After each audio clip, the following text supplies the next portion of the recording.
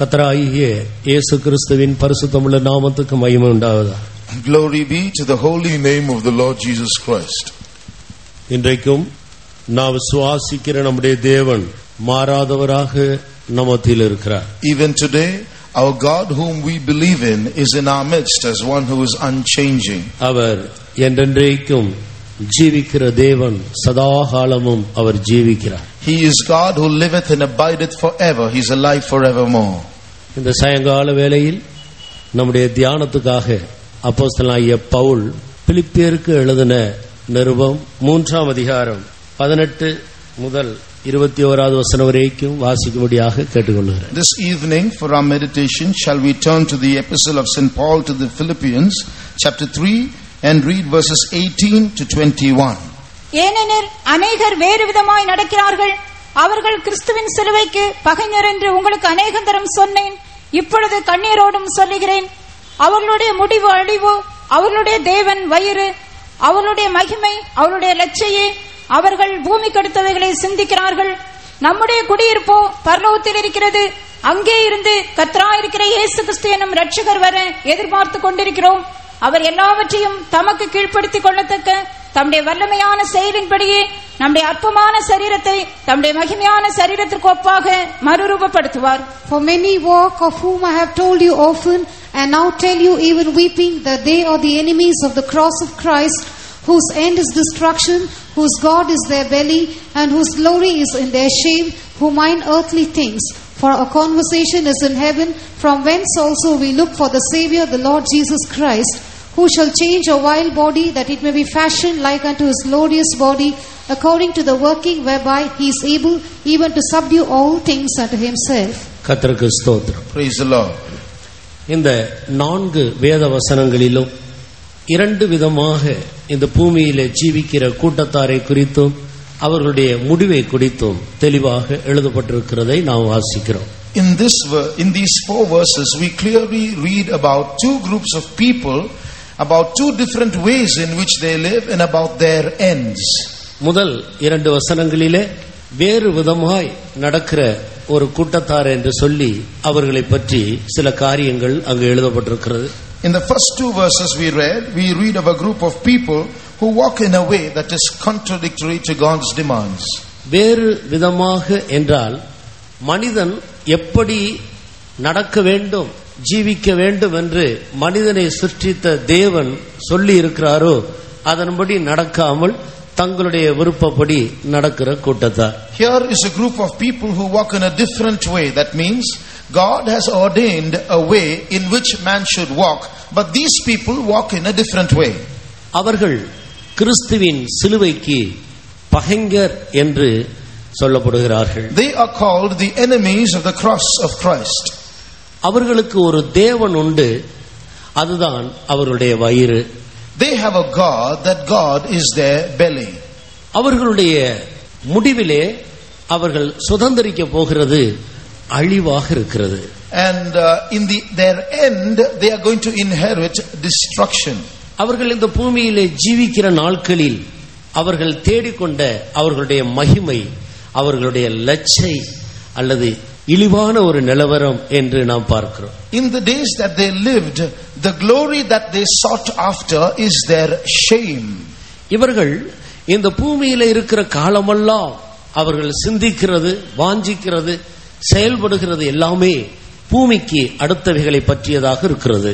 All that they sought for, all that they thought of in this world was all things pertaining to this world. இப்படி ஒரு கூட்டத்தாரை குறித்து இந்த வசனங்கள் நமக்கு வெளிப்படுத்துகிறது. So this verse speaks about, these verses show us one group of people like this. இவர்கள் கிறிஸ்துவின் சிலுவைக்கு பகைஞராக ஜீவிக்கிறார்கள். They are enemies of the cross of Christ.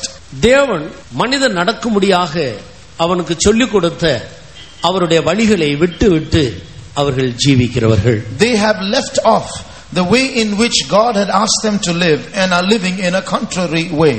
20வது வசனத்திலும் 21வது வசனத்திலும் மற்றொரு கூட்டத்தாரை குறித்து நாம் படிக்கிறோம். In verses 20 and 21 we read of another group of people.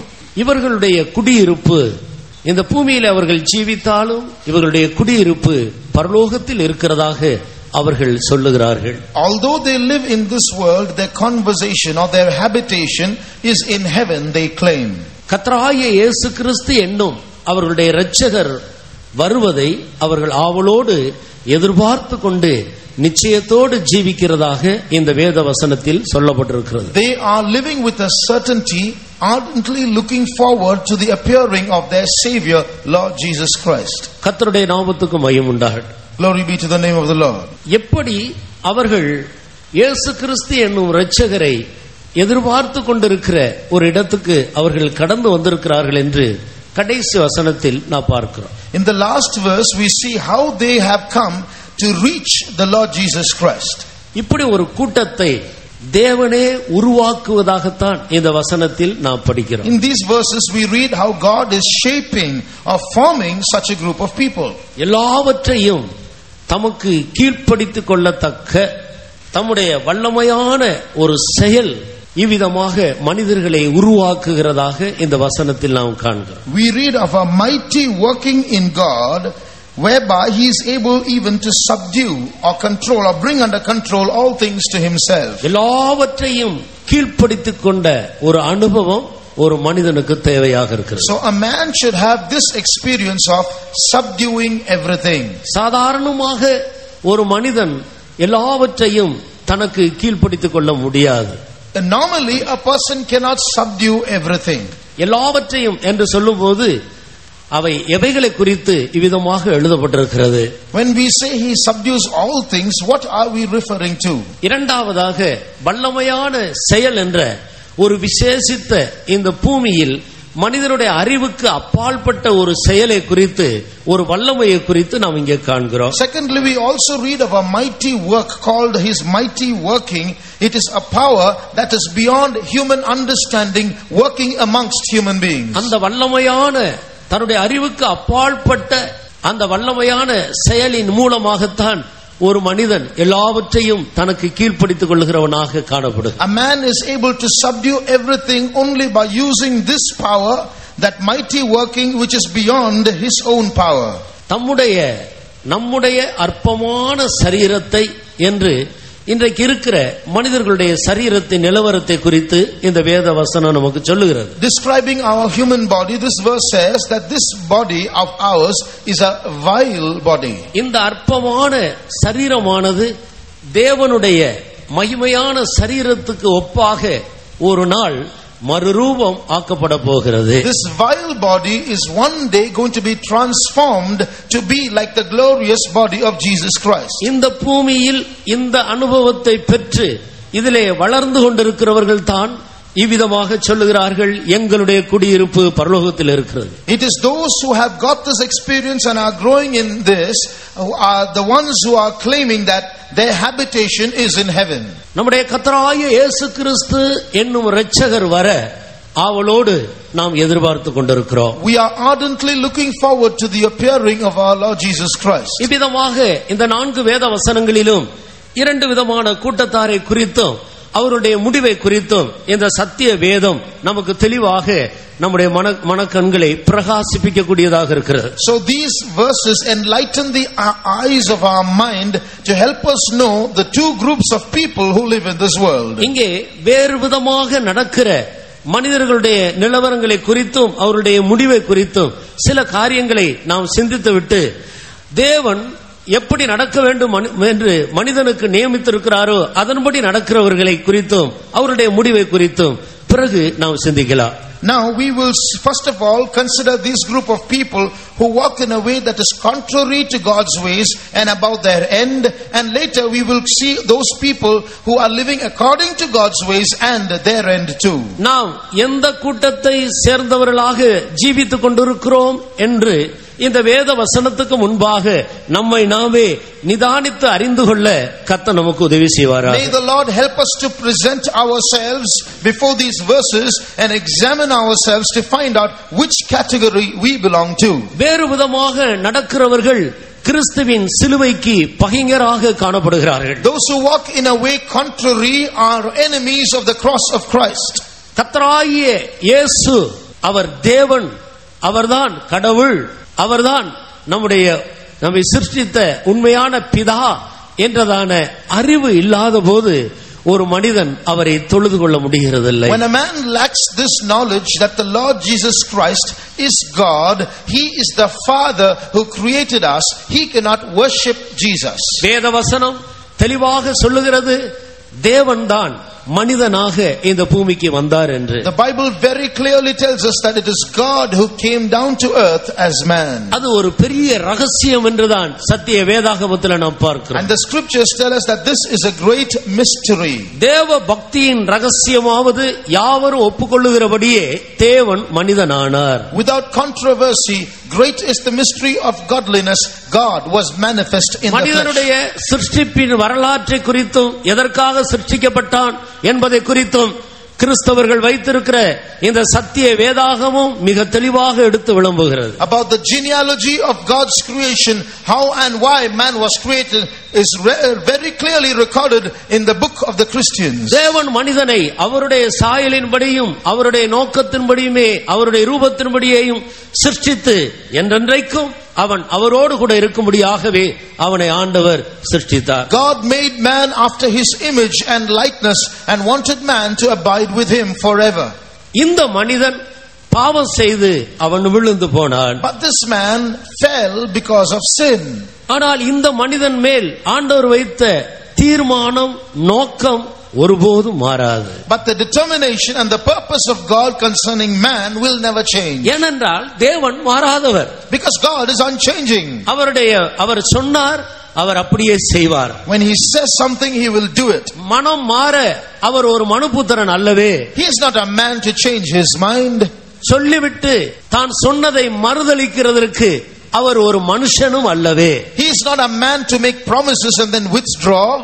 ஆனபடியால் அவர் என்ன சொன்னாரோ, எந்த நோக்கத்தோடு மனிதனை சிருஷ்டித்தாரோ அதை அவனுக்குள் நிறைவேற்ற அவர் உண்மையுள்ளவர். So what he has spoken about man and the purpose that he has for man, he will fulfill and he is faithful to do that. இந்த மனிதன் விழுந்தபோது இந்த மனிதனை தேடி தேவன் பரலோகத்தில் இருக்க முடியாமல் இந்த மனிதனை தொடர்ந்து இந்த பூமிக்கு வந்தார். When man fell, God could not remain in heaven. He came down searching for man. விழுந்து போன மனிதன் ஒருபோதும் தானாகவே தேவன் இருக்கிற அந்த இடத்துக்கு கடந்து செல்ல முடியாது. The fallen man cannot step back to be with God by himself. ஆனால் சர்வ வல்லமையுள்ள தேவனோ அவர் அவருடைய ஸ்தானத்திலிருந்து மனிதன் இருக்கிற இடத்துக்கு அவர் இறங்கி வருகிறார். But the Almighty God steps down from his place to where man is. பிள்ளைகள் மாமிசத்தையும் இரத்தத்தையும் உடையவர்களாக இருக்கிறது போல அவர்களை ரட்சிக்கும்படியாக அவருடைய ரட்சிப்பின் அதிபதியாகிய ஆண்டவரும் கூட மாமிசமும் இரத்தமும் உடையவராக இந்த பூமியிலே தன்னை வெளிப்படுத்தினார். Just as God's children partook of flesh and blood, he, the Father, he also came down and partook of flesh and blood. அப்படி வெளிப்படுத்தின தேவனுடைய ரூபத்துக்கு பெயர்தான் இயேசு. And that appearance of God who came in the flesh is Jesus. இயேசு என்பது தேவனுக்கு கொடுக்கப்பட்ட காரண பெயர்களில் ஒன்றாக இருக்கிறது. Jesus is one of the many proper nouns given to God. தமது ஜனங்களின் பாவங்களை நீக்கி அவர்களை ரட்சிக்கிறவர் என்பதுதான் இயேசு என்ற வார்த்தைக்கு பொருளாக இருக்கிறது. The meaning of the word Jesus is he shall save his people from their sins. தன்னுடைய சாயலின்படி சிருஷ்டிக்கப்பட்ட மனிதன் விழுந்து போன போது அந்த தேவன் இந்த பூமிக்கு வந்து விழுந்து போன மனிதனை மறுபடியுமாக தூக்கி நிறுத்தும்படி மனித சாயலாக மாறினார். The man who was made after the image of God fell, so God stepped down and to restore man, he came in the form, in the likeness of men. தேவன் நீதி உள்ளவர். God is righteous.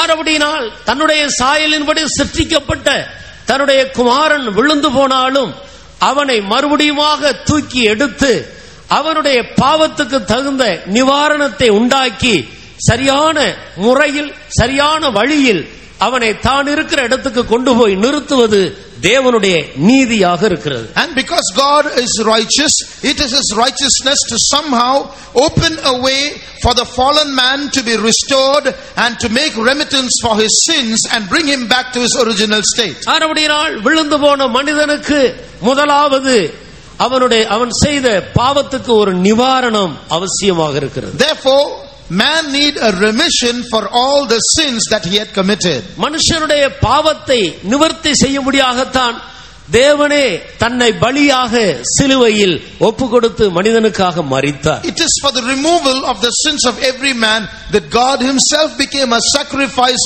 on the cross and died. பாவத்தின் நிமித்தமாகத்தான் வியாதி, சாபம், மரணம் இவைகள் எல்லாம் மனிதனை ஆண்டு கொண்டது. And as a consequence of sin, sickness, curse and death all ruled over man. பயம், அவிசுவாசம், அதைரியம், கவலை, துக்கம், பாரங்கள் எல்லாவற்றுக்கும் காரணமே பாவமாகத்தான் இருக்கிறது. Fear, unbelief, discouragement, sorrow, burdens, these are all the consequences of sin. இவைகள் எல்லாவற்றின் நின்றும் தன்னுடைய சாயலின்படி சிருஷ்டிக்கப்பட்ட இந்த மனிதனை விடுவிக்கும்படியாக அவருடைய பாவத்துக்கு ஒரு நிவாரணம் அவசியமே. So God had to do something to get rid of the sin of man so that all these other things also might be removed from man. முழு உலகத்தில் உள்ள எல்லா மனிதர்களுடைய பாவங்களையும் கர்த்தராகிய இயேசு தன்மேல் ஏற்றுக்கொண்டு எல்லாருக்காக அவர் சிலுவையில் மரித்தார். The Lord Jesus Christ took upon him the sins of every human being in this world, and for all of them he died. இந்த சத்தியத்தை ஒரு மனிதன் விசுவாசிக்காவிட்டால் அவன் கிறிஸ்துவின் சிலுவைக்கு பகைஞன், அவன் வேறு விதமாக நடக்கிறவன் என்று இந்த வேத வசனம் ஆணித்தரமாக நமக்கு எடுத்துரைக்கிறது. This scripture emphasizes this one fact, that if a man does not believe this, then he is an enemy of the cross of Christ. ஏனென்றால் அனுபவ ரீதியாக சூரியனுக்கு கீழே இந்த பூமியில் ஜீவிக்கிற எல்லா மனிதர்கள் மத்தியிலேயும் நான் பாவ மன்னிப்பை பெற்றுக்கொண்டேன் என்று ஒரு மனிதன் சொல்லுவானானால் அது இயேசு கிறிஸ்து சிலுவையில் சிந்தின இரத்தத்தின் மூலமாகவே அன்றி வேறு எந்த வார்த்தையையும் அவன் அறிவிக்கவே முடியாது. Because if there is any man under the sun who can claim that he is forgiven of his sins, then there is only one way that could have happened, and that is by the blood of Jesus Christ and in no other way. வானத்தின் கீழே மனிதர்கள் மத்தியில் மனிதனுடைய பாவ நிவர்த்திக்காக இயேசு கிறிஸ்துவின் நாமமே அல்லாமல் வேறு ஒரு நாமமும் கட்டளையிடப்படவில்லை. For the forgiveness of man, other than the name of Jesus, no other name has been given under heaven and amongst men. அருமையான சகோதரனே, சகோதரியே, Beloved brother, sister, இந்த சாயங்கால வேளையில் நாங்கள் உங்களுக்கு ஒரு மதத்தை குறித்து பிரச்சாரம் செய்யவில்லை. Beloved, this evening we are not trying to propagate a religion. முதல் நாளில் நமக்கு அறிவிக்கப்பட்டது போல தனிப்பட்ட முறையில் உன்னை நேசித்து உனக்காக தன்னுடைய சொந்த இரத்தத்தை சிந்தின ஒரு அருமையான தேவனை உனக்கு அறிமுகப்படுத்துகிறோம். As was told you in the first day, we are introducing to you a beloved God who loves you personally. இயேசு கிறிஸ்துவின் இரத்தம் சகல பாவங்களை நீக்கி நம்மை சுத்திகரிக்கிறது. The blood of Jesus Christ sanctifies us from all our sins. நம்முடைய பாவங்களை நாம் அறிக்கையிட்டால் பாவங்களை மன்னித்து எல்லா அநியாயத்தையும் நம்மை விட்டு நீக்கி நம்மை சுத்திகரிக்க அவர் உண்மையும் நீதியும் உள்ளவராக இருக்கிறார். If we confess our sins, then he is faithful and just to forgive us our sins and to cleanse us from all unrighteousness. அதற்கு இந்த சாயங்கால வேளையில்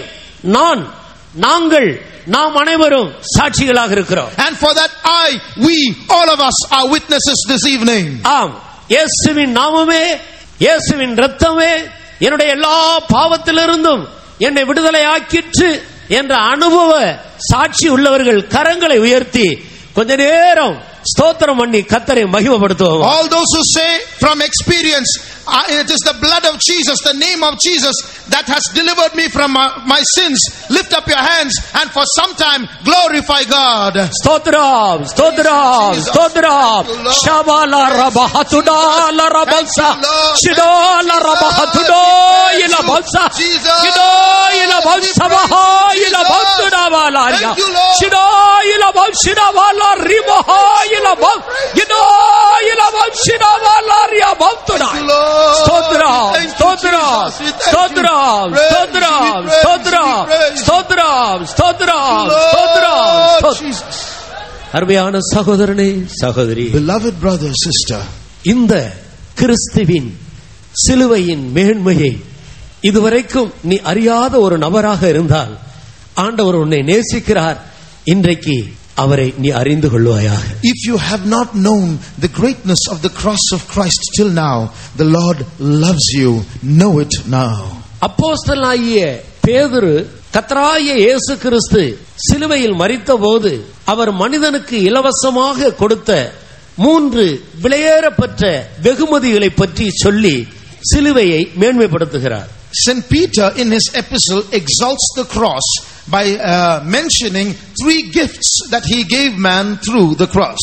முதலாம் பேதுரு 2ஆம் அதிகாரம் 24வது வசனத்தை வாசித்து பாருங்கள். Read 1 Peter chapter 2 verse 24.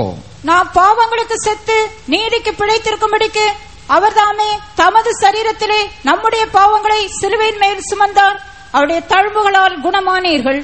Who his own self bare our sins in his own body on the tree, that we being dead to sins should live unto righteousness, by whose stripes ye were healed. கர்த்தராகிய இயேசு சிலுவையில் மரித்ததன் மூலமாக மனுக்குலத்துக்கு அவர் கொடுத்த 3 மனிதர்களால் விலை மதிக்க முடியாத விலையேறப்பட்ட வெகுமதிகளை குறித்து இந்த வேத வசனம் நமக்கு தெளிவாக்குகிறது. This verse makes it clear that Jesus gave to us through his death on the cross 3 invaluable precious gifts for man. ஒன்று, பாவங்களுக்கு செத்துப்போன ஒரு வாழ்க்கை.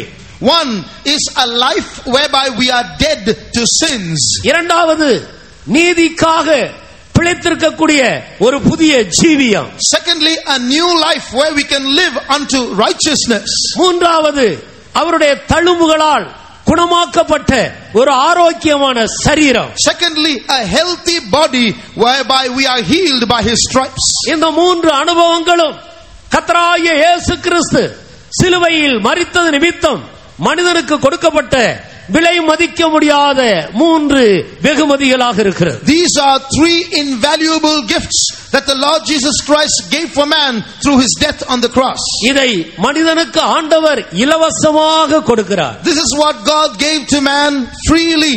ஏனென்றால் மனிதன் இவைகளில் ஏதாயிலும் ஒன்றுக்கு இந்த முழு உலகத்தையும் விற்று செலுத்தினாலும் அதற்கு ஈடான கிரயமாகாது. Because God knew that to sell the whole world, you can't pay the price for even one of these gifts. மனிதன் பணத்தை கொடுத்து இந்த பூமியில் கண்ணால் காண்கிற எதையும் வாங்கி விடலாம், ஆனால் பாவ மன்னிப்பை வாங்க அவனுக்கு முடியுமோ?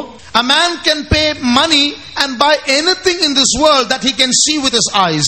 But can he pay money to receive forgiveness of sins? எந்த இடத்திலாயிலும் பாவ மன்னிப்பு கிடைக்க முடியுமா? Can he purchase forgiveness for sins anywhere? கர்த்தருக்கு ஸ்தோத்திரம். Praise the Lord. இன்றைக்கு பாவ மன்னிப்புக்காக மனிதர்கள் எவ்வளவோ பிரயாசப்படுகிறவர்கள் எல்லா மதத்திலேயும் உண்டு. In every religion we see people laboring for victory or forgiveness over sin. ஒரு முறை சாது சுந்தர் சிங் இமயமலை பகுதியிலே மலை அடிவாரங்களிலே ஊழியம் செய்து கொண்டிருந்த போது ஒரு மனிதனை இவ்விதமாக கண்டாராம். One day when Sadhu Sundar Singh was serving God on the foot of the Himalayas, he saw another man. ஒரு சன்னியாசி, he was a hermit. ஒரு பலகையிலே ஆணிகளை, இரும்பு ஆணிகளை நிறைய அடித்து அதனுடைய கூர் அடுத்த பகுதிக்கு போகிறது போல அதை அடித்து திருப்பி போட்டு அந்த கூரான பகுதியின் மேல் அப்படியே படுத்துக் கொண்டிருந்தார். He saw a man having a huge plank, a wooden plank with nails driven all over it, and the sharp portion turned upwards, and the man was sitting on those nails. அந்த கூரான ஆணிகளின் மேல் அப்படியே படுத்துக் கொண்டிருக்கிறார். He was lying down on that wooden plank with those sharp nails jutting out. ஆணிகள் எல்லாம் குத்துகிறது, அதிலிருந்து ரத்தம் வருகிறது. Every nail pierced his flesh and blood was coming out. அதையெல்லாம் சகித்துக்கொண்டு அவர் அப்படியே படுத்திருக்கிறார். But bearing all that, he kept lying down there. அந்த சாமியாருக்கு பெயர் தன்னுடைய புஸ்தகத்திலே ஆணி முத்து சாமியார் என்று எழுதியிருக்கிறார். In that that man whose name was described by Sadhu Sundar Singh as a man who slept on the nails. தன்னுடைய சரீரத்தை இவ்விதமாக வருத்திக் கொண்டால் இந்த சரீரத்தில் இருக்கிற பாவ ஆசை இச்சைகள் எல்லாம் போய்விடும் என்று அவர் எண்ணி அப்படி படுத்துக்கொண்டு பாவ மன்னிப்புக்காக காத்துக் கொண்டிருக்கிறார். That man's opinion was, if I inflict my sinful body with pain, then I can get rid of my sins, and thus he was waiting for his sins to be remitted. அருமையான சன்னியாசியாரே, நீங்கள் ஏன் இப்படி படுத்திருக்கிறீர்கள்? So Sadhu Sundar Singh asked him, beloved hermit, why are you doing this? பாவ மன்னிப்புக்காக. I'm waiting for my sins to be forgiven. என்னுடைய சரீரம் முழுவதும் பாவ இச்சைகளால் நிறைந்திருக்கிறது. My whole body is full of sinful lusts. இதிலிருந்து எனக்கு ஒரு விடுதலை தேவை. I want a deliverance. விடுதலைக்காக நான் இப்படி என் சரீரத்தை ஒடுக்குகிறேன். So I am inflicting my body for deliverance. எந்த அளவு உங்களுடைய முயற்சியிலே நீங்கள் வெற்றி பெற்றிருக்கிறீர்கள்? How much have you gotten victory in your efforts? எந்த அளவுக்கு நீங்கள் இந்த இச்சையிலிருந்து ஜெயம் எடுத்திருக்கிறீர்கள்? How much of victory have you got from your lust by this? அவர் சொன்னார், ஜெயம் கிடைக்கும் என்று விசுவாசத்தோடு காத்திருக்கிறேன். His reply was, I'm still waiting by faith that I might get the victory. ஜெயம் கிடைக்கவில்லை என்று தான் அறிக்கையிடுகிறார். So the meaning is he has not yet got victory. இப்படி எத்தனையோ பக்தர்கள் பாவங்களிலிருந்து விடுதலை பெறும்படியாக தவித்துக் கொண்டிருக்கிறார். In the same way, so many pious people are trying to get victory over sin. கர்த்தராகிய இயேசு தன்னுடைய பாவத்திலிருந்து எப்படி விடுதலை கொடுத்தார் என்றும் தான் இப்பொழுது எப்படி ஒரு சமாதானமான வாழ்க்கை செய்கிறார் என்றும் இவர் தன்னுடைய சாட்சியை அவருக்கு அறிவித்தார். But this Sadhu Sundar Singh told his testimony to that man how the Lord Jesus Christ suffered for him and delivered from his sins. அப்பொழுது அவர் அதுவரையும் கிறிஸ்துவின் சிலுவைக்கு பகைஞராக வேறு விதமாய் நடந்து கொண்டிருந்த அந்த சாமியார் அன்று முதல் கிறிஸ்துவின் சிலுவையை நேசிக்கிறவராக மாறிவிட்டார். That hermit who was still then an enemy of the cross of Christ understood how Jesus died for him and embraced the cross of Christ. கர்த்தருக்கு ஸ்தோத்திரம். Praise the Lord. நானும் கூட ஒரு முறை இப்படி செய்தது எனக்கு நன்றாக நினைவுக்கு வருகிறது. I also remember doing something like this. Roman கத்தோலிக்க மார்க்கத்திலே சிலுவை பாதை என்று ஒரு பாதை உண்டு. In the Roman Catholic faith there is a way called the way of the cross. இயேசு கிறிஸ்து பாடுகளின் 14 முக்கியமான ஸ்தலங்கள் நிறைந்ததுதான் அந்த சிலுவை பாதை. That way of the cross describes 16 steps in the approach of Jesus from his arrest to crucifixion. 14, sorry. கர்த்தருக்கு ஸ்தோத்திரம். Praise the Lord. இப்படி முதல் ஸ்தலத்திலிருந்து அது கல்லுகள் நிறைந்த ஒரு இடம், அது ஒரு மலையில் இருந்தது. இந்த மலையில அப்படியே முழங்காலாக நடந்து நடந்து நடந்து நடந்து அந்த 14 ஸ்தலத்துக்கும் கடந்து போன ஞாபகம் இருக்கு. I remember visiting those 14 steps upwards on up a hill, and I went on my knees up the hill. கர்த்தருக்கு ஸ்தோத்திரம். Praise the Lord. அப்படி போனால் நம்முடைய பாவத்திலிருந்து நமக்கு ஒரு மன்னிப்பு கிடைக்கும் என்று சில கன்னியாஸ்திரிகள் எனக்கு சொல்லிக் கொடுத்தார். Some nuns told me that if I do this I can receive forgiveness of sins. நான் அதன்படி செய்து பார்த்தேன். So I did that. எந்த முன்னேற்றமும் இல்லை. No progress at all. So இன்றைக்கு விளங்கிக் கொள்ளுகிறது அதுவும் கிறிஸ்துவின் சிலுவைக்கு விட்டு விட்டு வேறு விதமாக நடக்கிற ஒரு நடக்கையாக இருக்கு. So I realize today that also is leaving the cross of Christ and walking in a contrary way.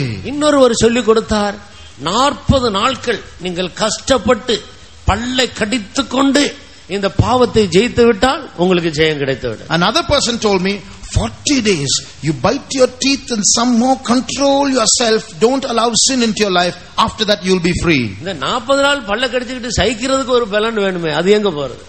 I have to bite my teeth and I need strength to do that 40 days. Who will give me that strength? கர்த்தருக்கு ஸ்தோத்திரம். Praise the Lord. இப்படி வேறு விதமான எத்தனையோ நடக்கைகளை ஒவ்வொரு மார்க்கத்திலேயும் நாம் பார்க்கிறோம். So in every religion we see so many methods being resorted to. இதைத்தான் வேறு வேத வசனம் இவ்விதமாக நமக்கு தெளிவாக சொல்லுகிறது. This is what the word of God speaks to us clearly about. வேறு விதமாய் நடக்கிற வழிகளிலே நின்று அநேக வழிகளில் நடந்து கொண்டிருக்கிறவர்களே பூர்வ பாதை எவை என்று கேட்டு அந்த பாதையில நடவுங்கள் என்று வேதவசனம் நமக்கு சொல்லுது. The Bible says stand in the way and see and find out which is the old path and walk therein. அநேக வழிகளில் நடந்து கொண்டிருக்கிறவர்களே, those who are walking in various ways, வேறு விதமாய் நடக்கிறவர்களே, those who are walking in contrary ways, நடக்க வேண்டிய பூர்வ பாதையாகிய சரியான வழியை கண்டுபிடியுங்கள். find out that right way, that old way in which you ought to walk.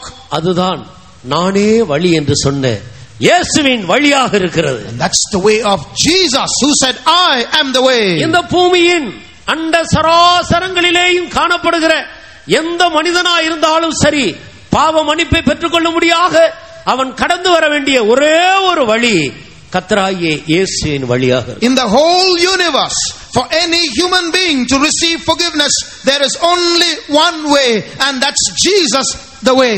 நம்முடைய பாவங்களை அறிக்கையிட்டால், if we confess our sins, பாவங்களை மன்னித்து எல்லா அநியாயத்தையும் நம்மை விட்டு நீக்கி நம்முடைய பாவங்கள் நம்மை கழுவி நம்மை சுத்தமாக்க அவர் உண்மையும் நீதியும் உள்ளவராக இருக்கிறார். He is faithful and just to forgive us all our sins and to cleanse us from all unrighteousness. அதுதான் பாவங்களுக்கு செத்து போன ஒரு வாழ்க்கை. That is a life dead to sins. செத்த ஒரு மனிதன் எந்த பாவத்தையும் செய்ய முடியாது. A dead man cannot commit sin. அவன் எவ்வளவு கொடூரமான பாவியாயிருந்து அவன் ஒரு நாள் செத்து போய்விட்டால் அதன் பிறகு ஒரு சிறு பாவத்தையும் அவனால் செய்ய முடியாது. He may have been a terrible sinner while he lived, but once he is dead, he can't commit even a small sin. அவனால் பாவத்தை குறித்து சிந்திக்க கூட முடியாது. He can't even think of sin. ஏனென்றால் அவன் செத்து போய்விட்டான். Because he is dead. இதே ஒரு அனுபவத்தை தான் கர்த்தராகிய இயேசுவை ஒரு மனிதன் விசுவாசித்து தன்னுடைய பாவங்களை அறிக்கையிடும் போது பாவங்களுக்கு செத்து போன ஒரு அனுபவத்தை இயேசு கிறிஸ்து இலவசமாக கொடுக்கிறார். It's the same experience that the Lord Jesus Christ gives to a man who believes in the Lord Jesus Christ. He becomes a man dead to sin. ஒரு முறை எனக்கு ஒருவர் இப்படி சொல்லிக் கொடுத்தார். Once a man told me this. நீங்கள் எந்த சபைக்கு வேண்டுமானாலும் போகலாம், ஆனால் இந்த பெந்தகோஸ்தே சபைக்கு மட்டும் போய்விடாது. He said, you go to any church, that's okay, but please don't go to the Pentecostal church. இந்த பூமியில எங்க வேண்டுமானாலும் நீங்கள் போங்க. In this earth you can go anywhere. ஆனால் இந்த பெந்தகோஸ்தே சபைக்கு மட்டும், இந்த சிபிஎம் சபைக்கு மட்டும் போய்விடாது. But please don't go to this Pentecostal mission. உலகத்தில் இருக்கிற எல்லாவற்றை விட மோசமான ஒன்று என்றால் இதுதான். If there is anything which you can call the worst thing in this world, this is that. இப்படித்தான் எனக்கு சொல்லப்பட்டது. They taught me this. கர்த்தருக்கு ஸ்தோத்திரம். Praise the Lord. ஒரு நாள் நானும் கூட இனிமேல் எங்கேயும் இருந்தால் சரி வராது, நாம் எமயமலை பக்கம் போகலாம் என்று சொல்லி நான் புறப்பட்டேன். One day I was also fed up of life and I said, I can't be here anymore. I am going to the Himalayas as a hermit. இயேசுவுக்காக ஜீவிக்க வேண்டும். I am going to go there and live for Jesus. பரிசுத்தமாய் ஜீவிக்க வேண்டும். I must live a holy life. ஆனபடியால் இந்த பூமியில இருக்கிற சபை ஒன்றும் சரியில்லை. So none of these churches in the world are right. எமயமலைக்கு போகலாம். I'll go to the Himalayas. கர்த்தருக்கு ஸ்தோத்திரம். Praise the Lord. அதற்காக என்னுடைய பிரயாணத்துக்காக நான் முழங்கால் படியிட்டு என்னுடைய Dress எல்லாம் எடுத்து ஒரு பேக்ல வைத்துக் கொண்டு ஜெபம் பண்ணேன். So I packed up all my clothes and I was praying for my journey. ஒரு நாள் அந்த நேரம் இப்படி ஒரு சத்தம் கேட்டேன். When I was praying that day, I heard a voice. நீ என்னை போல பரிசுத்தமாய் ஜீவிக்க விரும்பினால் சிபிஎம் சபைக்கு போ. The voice said, if you want to be holy like me, go to the CPM church. அதுதான் முதலாவது நாம் தேவனுடைய சத்தத்தை ஒரு அசரீரி வாக்கு போல கேட்ட ஒரு சந்தர்ப்பம். It was that time, that was the first time that I heard the voice of God in an invisible form. எனக்கு அதை நம்ப முடியவில்லை. I could not believe my ears. இது தேவ சத்தம் தானா? Is this really God's voice? இருந்து இந்த பூமியில இருக்கிற சபையில மோசமான சபைக்கு ஆண்டவர் போய் சொல்லுவாரா? Will God ask me to go to the worst church in the world? இது சாத்தான் தான் நம்மளோடு பேசுகிறான். No, Satan is speaking to me. அப்படித்தான் நான் யோசித்தேன். That's what I thought. எப்படியோ இந்த குழப்பத்திலே என்னுடைய பிரயாணம் நின்று போயிடுச்சு. Somehow in this confusion I stopped my journey. இப்படி இருக்க நான் இந்த சிபிஎம் சபையை தூக்குகிறேன் என்று யோசிக்காது. Now just because I'm saying this, don't think I'm elevating this Pentecostal church. கர்த்தருக்கு ஸ்தோத்திரம். Praise the Lord. ஆனால் பரலோகத்துக்கு போகிறதான சரியான வழியை, பரிசுத்தமாய் ஜீவிப்பதற்கான சரியான வழியை கற்றுக்கொள்ள, அதுல வளர ஆண்டவர் என்னை இங்கே கொண்டு வந்து சேர்த்தார். But in order to learn the way to heaven, the proper way that takes me up there, the Lord brought me to this place. கர்த்தர் உண்மையுள்ளவராக இருக்கிறார். The Lord is faithful. கர்த்தருடைய நாமத்துக்கு மகிமை உண்டாகட்டும். Glory be to the name of the Lord. அநேகர் வேறு விதமாய் நடக்கிறார்கள். Many walk in another way. ஆனால் அவர்கள் கிறிஸ்துவின் சிலுவைக்கு பகைஞராக இருக்கிறார். But they are the enemies of the cross of Christ. கிறிஸ்துவின் சிலுவையோ பாவங்களுக்கு செத்து போன ஒரு வாழ்க்கையை இந்த சாயங்கால வேளையில் இலவசமாக வெகுமதியாக உனக்கு கொடுக்க காத்து கொண்டிருக்கிறது. But the cross of Christ is waiting this evening to give you an invaluable gift of being dead to sins, and that is given to you freely. யாருக்காயிலும் பாவங்களுக்கு செத்து போன ஒரு வாழ்க்கை செய்ய வேண்டும் என்ற ஆசை இருதயத்தில் இருக்கிறதா? If there's anyone here who has this desire of living a life being dead to sin, ஏற்கனவே ரட்சிக்கப்பட்டவர்களை குறித்து அல்ல நான் கேட்கிறேன். I'm not speaking of people who are already saved. இந்த கூட்டங்களுக்கு புதிதாக வந்திருக்கிற அருமையானவர்களை பார்த்து நான் கேட்கிறேன். I'm looking at those beloved ones who have come here for the first time. ஒரு நிமிடம் நாம் எல்லாரும் நம்முடைய கண்களை மூடுவோம். 1 minute, shall we all close our eyes? ஓ, நம்முடைய அருமையான இயேசு கிறிஸ்து சிலுவை காட்சியோடு நம் முன்பாக வந்து நிற்கிறார். Oh, our beloved Jesus is here with the vision of the cross. மூன்று விதமான பெரிய வெகுமதிகளோடு நம்மை சந்திக்க வந்திருக்கிறார். He's come here to visit us with 3 big gifts.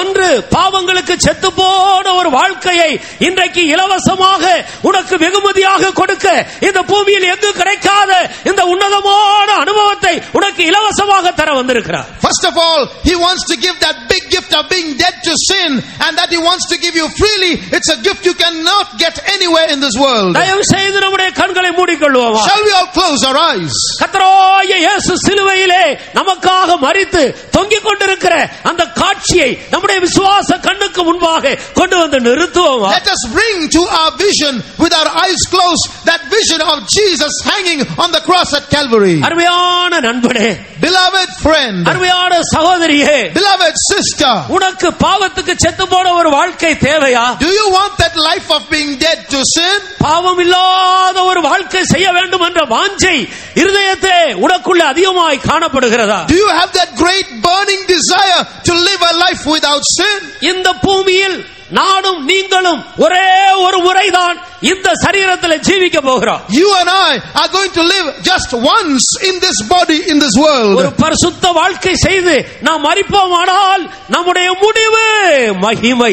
If we live a holy life, then our end is glory, glory. நித்தியமான மகிமையை இலவசமாக பெற்றுக்கொள்ளும்படி இந்த சாயங்கால வேளையில் கல்வாரியில் தொங்கிக் கொண்டிருக்கிற அருமை இயேசு உன்னை அழைக்கிறார். That eternal that beloved Jesus is calling you, so that in the end of your life you might receive eternal glory. அவர் நம்மை பார்த்து சொல்லுகிற வார்த்தை என்ன? What is he saying looking at us? அருமையான என்னுடைய மகனே, மகளே, my beloved son, my beloved daughter, உன்னுடைய அசுத்த ஜீவியத்தை, அசுத்தம் நிறைந்த அருவருப்பான நாற்றமெடுத்த அந்த இருதயத்தை என்னிடத்திலே கொடு. Give me that filthy, abominable, stinking heart of yours. நான் அதை சுத்தம் பண்ணி என்னுடைய இரத்தத்தால் கழுவி உனக்கு ஒரு சதையான புதிய நவமான ஒரு நல்ல இருதயத்தை உனக்கு தருகிறேன். I will take that heart, I will clean it, and I will give you a new cleansed heart. இன்று முதல் நான் பாவங்களுக்கு செத்தேன் என்று நீயும் விசுவாசித்து ஜீவிக்கும்படி இந்த புதிய வாழ்க்கையில் கடந்து செல்வாயா? Come to that new life. You also believe that Jesus is washing you and bringing you to this new life. கர்த்தராகிய இயேசு நம்மை பார்த்து கேட்டுக்கொண்டே இருக்கிறார். The Lord Jesus is asking us, உன் இருதயத்தை எனக்கு தா. give me your heart. உன் இருதயத்தை எனக்கு தா. Give me your heart. அசுத்தமான அந்த இருதயத்தை எனக்கு தா. Give me that filthy heart of yours. இருண்ட அந்த இருதயத்தை எனக்கு தா. Give me that dark heart of yours. நாடிக்கொண்டிருக்கிற அவருடைய பாவ வாழ்க்கையை என்னிடத்தில் கொடு. Give me that stinking life of yours to me. வாசனையுள்ள ஜீவியத்தை நான் தருகிறேன். I'll give you a fragrant life. பாவங்களுக்கு செத்து போன ஒரு ஜீவியத்தை நான் தருகிறேன். I'll give you a life dead to sin. எத்தனை பேர் அதை கொடுக்க முன்னுக்கு வருகிறோம்? How many want to give their life to God? எத்தனை பேர் நம்முடைய இருதயத்தை கொடுத்து ஒரு புதிய இருதயத்தை பெற்றுக்கொள்ள வாஞ்சிக்கிறோம்? How many desire to give that life to God and get a new life?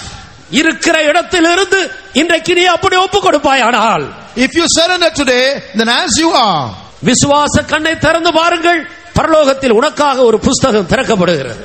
with eyes of faith, open your eyes of faith and see, in heaven a book is opened for you. அதுதான் ஜீவ புத்தகம். That is the book of life. இன்றைக்கு அருமையான சகோதரனே, சகோதரியே, உன்னுடைய பெயர் அந்த ஜீவ புத்தகத்திலே இதோ எழுதப்படுகிறது. Beloved brother, beloved sister, your name is being written in that book today.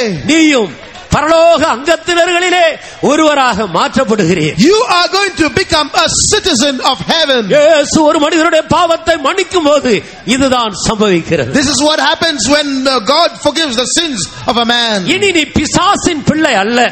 You are no more the child of a devil. இன்று முதல் உன்னுடைய பெயர் மாற்றப்படுகிறது. Your name is being changed. நீ தேவனுடைய பிள்ளையாக மாறுகிறாய். You are now a child of God. நீ தேவனுடைய பிள்ளையாக மாறுகிறாய். You are now a child of God. நீ தேவனுடைய பிள்ளையாக மாறுகிறாய். You are a child of God. உன்னுடைய பெயர் ஜீவ புத்தகத்தில் எழுதப்படுகிறது. Your name is in the book of life. Hallelujah. Hallelujah. Hallelujah. Hallelujah. Hallelujah. Hallelujah. Hallelujah. மனஸ்தாபப்பட்டு ஒப்பு கொடுத்த இந்த நேரத்தில் தானே ஆண்டவர் உன்னுடைய வாழ்க்கையை மாற்றி விட்டார். At this very moment where you have given your life to God with repentance, He has changed you. இந்த அனுபவம் எப்படி கிடைத்தது என்று யாராயிலும் உங்களிடத்தில் கேட்டால் அது ஆண்டவருடைய கிருபை என்று சொல்லுங்கள். If anyone asks you, how did you get this experience? You say, it is the grace of God. தேவன் என் மேல் வைத்த கிருபை என்று சொல்லுங்கள். Say, it is God's grace upon me. கண்களை மூடின வண்ணமாகவே அந்த சிலுவையை பார்த்து ஆண்டவரை துதித்துக் கொண்டே இருங்கள். Close your eyes, look at the cross with eyes of faith and keep praising God. இவ்வளவு நாட்களாக நீ எனக்கு பகைஞனாய் இருந்தாய், இன்று முதல் நீ என்னுடைய சிநேகிதனாக மாறிவிட்டாய் என்று அந்த சிலுவையிலிருந்து ஒரு சத்தம் உண்டாகிறது. From the cross you can hear a voice. Till today you were my enemy, but from today you are my friend. நீ கிறிஸ்துவின் சிலுவைக்கு பகைஞன் அல்ல. You are no more an enemy of the cross of Christ. நீ இயேசுவின் சிநேகிதனாக மாறுகிறாய். You are a friend of Jesus. உன்னுடைய இதயத்தை அவர் மாற்றி விட்டார். He is changing your heart.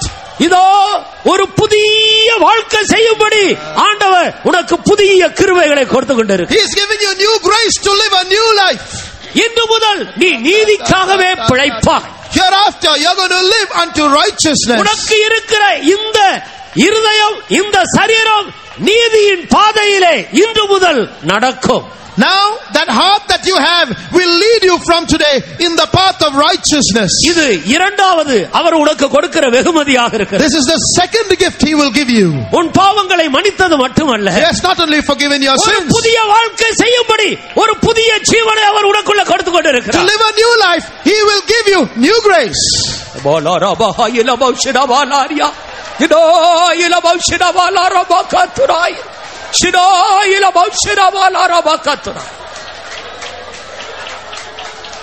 நீ பழைய ஆள் அல்ல. You're not an old man anymore. நீ பழைய ஆள் அல்ல.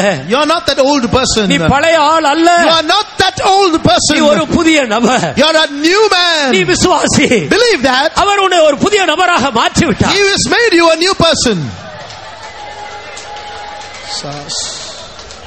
இந்த அனுபவத்தை நீ ஆவியிலே பெற்று கலிகூர்ந்து கொண்டிருக்கும் பொழுது மூன்றாவது கிஃப்ட், அந்த மூன்றாவது வெகுமதி உன்னை தேடி வருகிறது. As you rejoice in this experience, the third gift is coming searching for you. அதுதான் உன்னுடைய வியாதியிலே சுகம். That is healing from your sickness. இயேசு சுகத்தை இலவசமாக இந்த சாயங்கால வேளையில் கொடுத்து கொண்டிருக்கிறார். Jesus is giving you healing free this evening. சுகமாக்குகிற வல்லமை சிலுவையிலிருந்து, இயேசுவின் சரீரத்தில் உள்ள தழும்புகளிலிருந்து இலவசமாய் இறங்கிக் கொண்டிருக்கிறது. From the stripes of Jesus, His healing power is flowing down freely for you. அவருடைய தழும்புகளால் குணமானாய். You are healed by His stripes.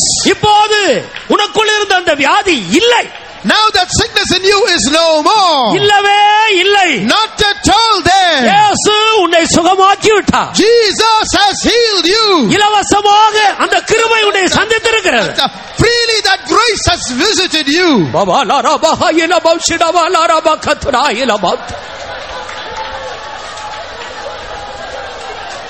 நாரி கிடந்த என் நாற்றத்தை நீக்கியதும் கிருபை. நாரி கிடந்த என் நாற்றத்தை நீக்கியதும் கிருபை. நாசமழுதாமல் பாதுகாத்தழைத்து மந்தையில் சேர்த்து கொண்டீரே. நாசமழுதாமல் பாதுகாத்தழைத்து மந்தையில் சேர்த்து கொண்டீரே. நாரி கிடந்த என் நாற்றத்தை நீக்கியதும் கிருபை. நாரி கிடந்த என் நாற்றத்தை நீக்கியதும் கிருபை. நாசமழுதாமல் பாதுகாத்தழைத்து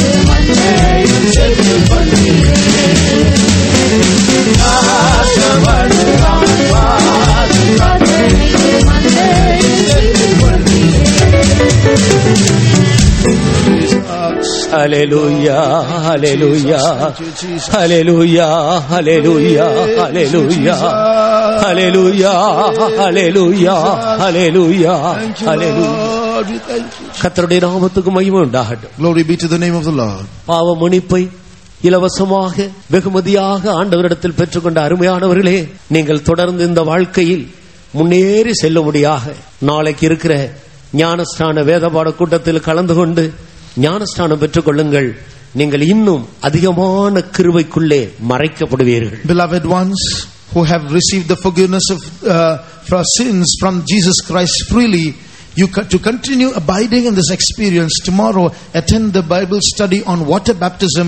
Take water baptism and you can receive more grace to be covered and preserved. இந்த விஷயத்தில் நீங்கள் மாமிசத்தோடு இரத்தத்தோடு ஆலோசனை பண்ணக்கூடாது. In this thing don't consult flesh and blood. இதற்கும் மதத்துக்கும் சம்பந்தம் இல்லை. There is nothing to do with baptism and religion. இதற்கும் உங்களுடைய கணவனுக்கு சம்பந்தம் இல்லை. This is nothing to do with your husband. இதற்கும் உங்களுடைய மனைவிக்கு சம்பந்தம் இல்லை. No connection between this and your wife. இதற்கும் உங்களுடைய பிள்ளைகளுக்கு சம்பந்தம் இல்லை. No connection between this and your children. இதற்கும் உங்களுடைய பெற்றோர்களுக்கு சம்பந்தம் இல்லை. No connection between this and your parents. இதற்கும் இந்த உலகத்தில் இருக்கிற உங்களுடைய உறவினர்களுக்கு சம்பந்தம் இல்லை. No connection between this and the relatives in the world. இதற்கும் உன்னை சிருஷ்டித்த உன்னுடைய தேவனுக்கு மாத்திரமே சம்பந்தம் உண்டு. The only connection is between you and the God who created you. ஆனபடியால் நீங்கள் தேவனோடு தொடர்பு கொள்ளுங்கள். Therefore continue abiding with God. ஆவிக்குரிய வாழ்க்கையில் முன்னேறி செல்லும்படி நீங்கள் தேவனோடு ஒப்புரவாகிக் கொள்ளுங்கள். Get reconciled to God that you might go on in the spiritual life.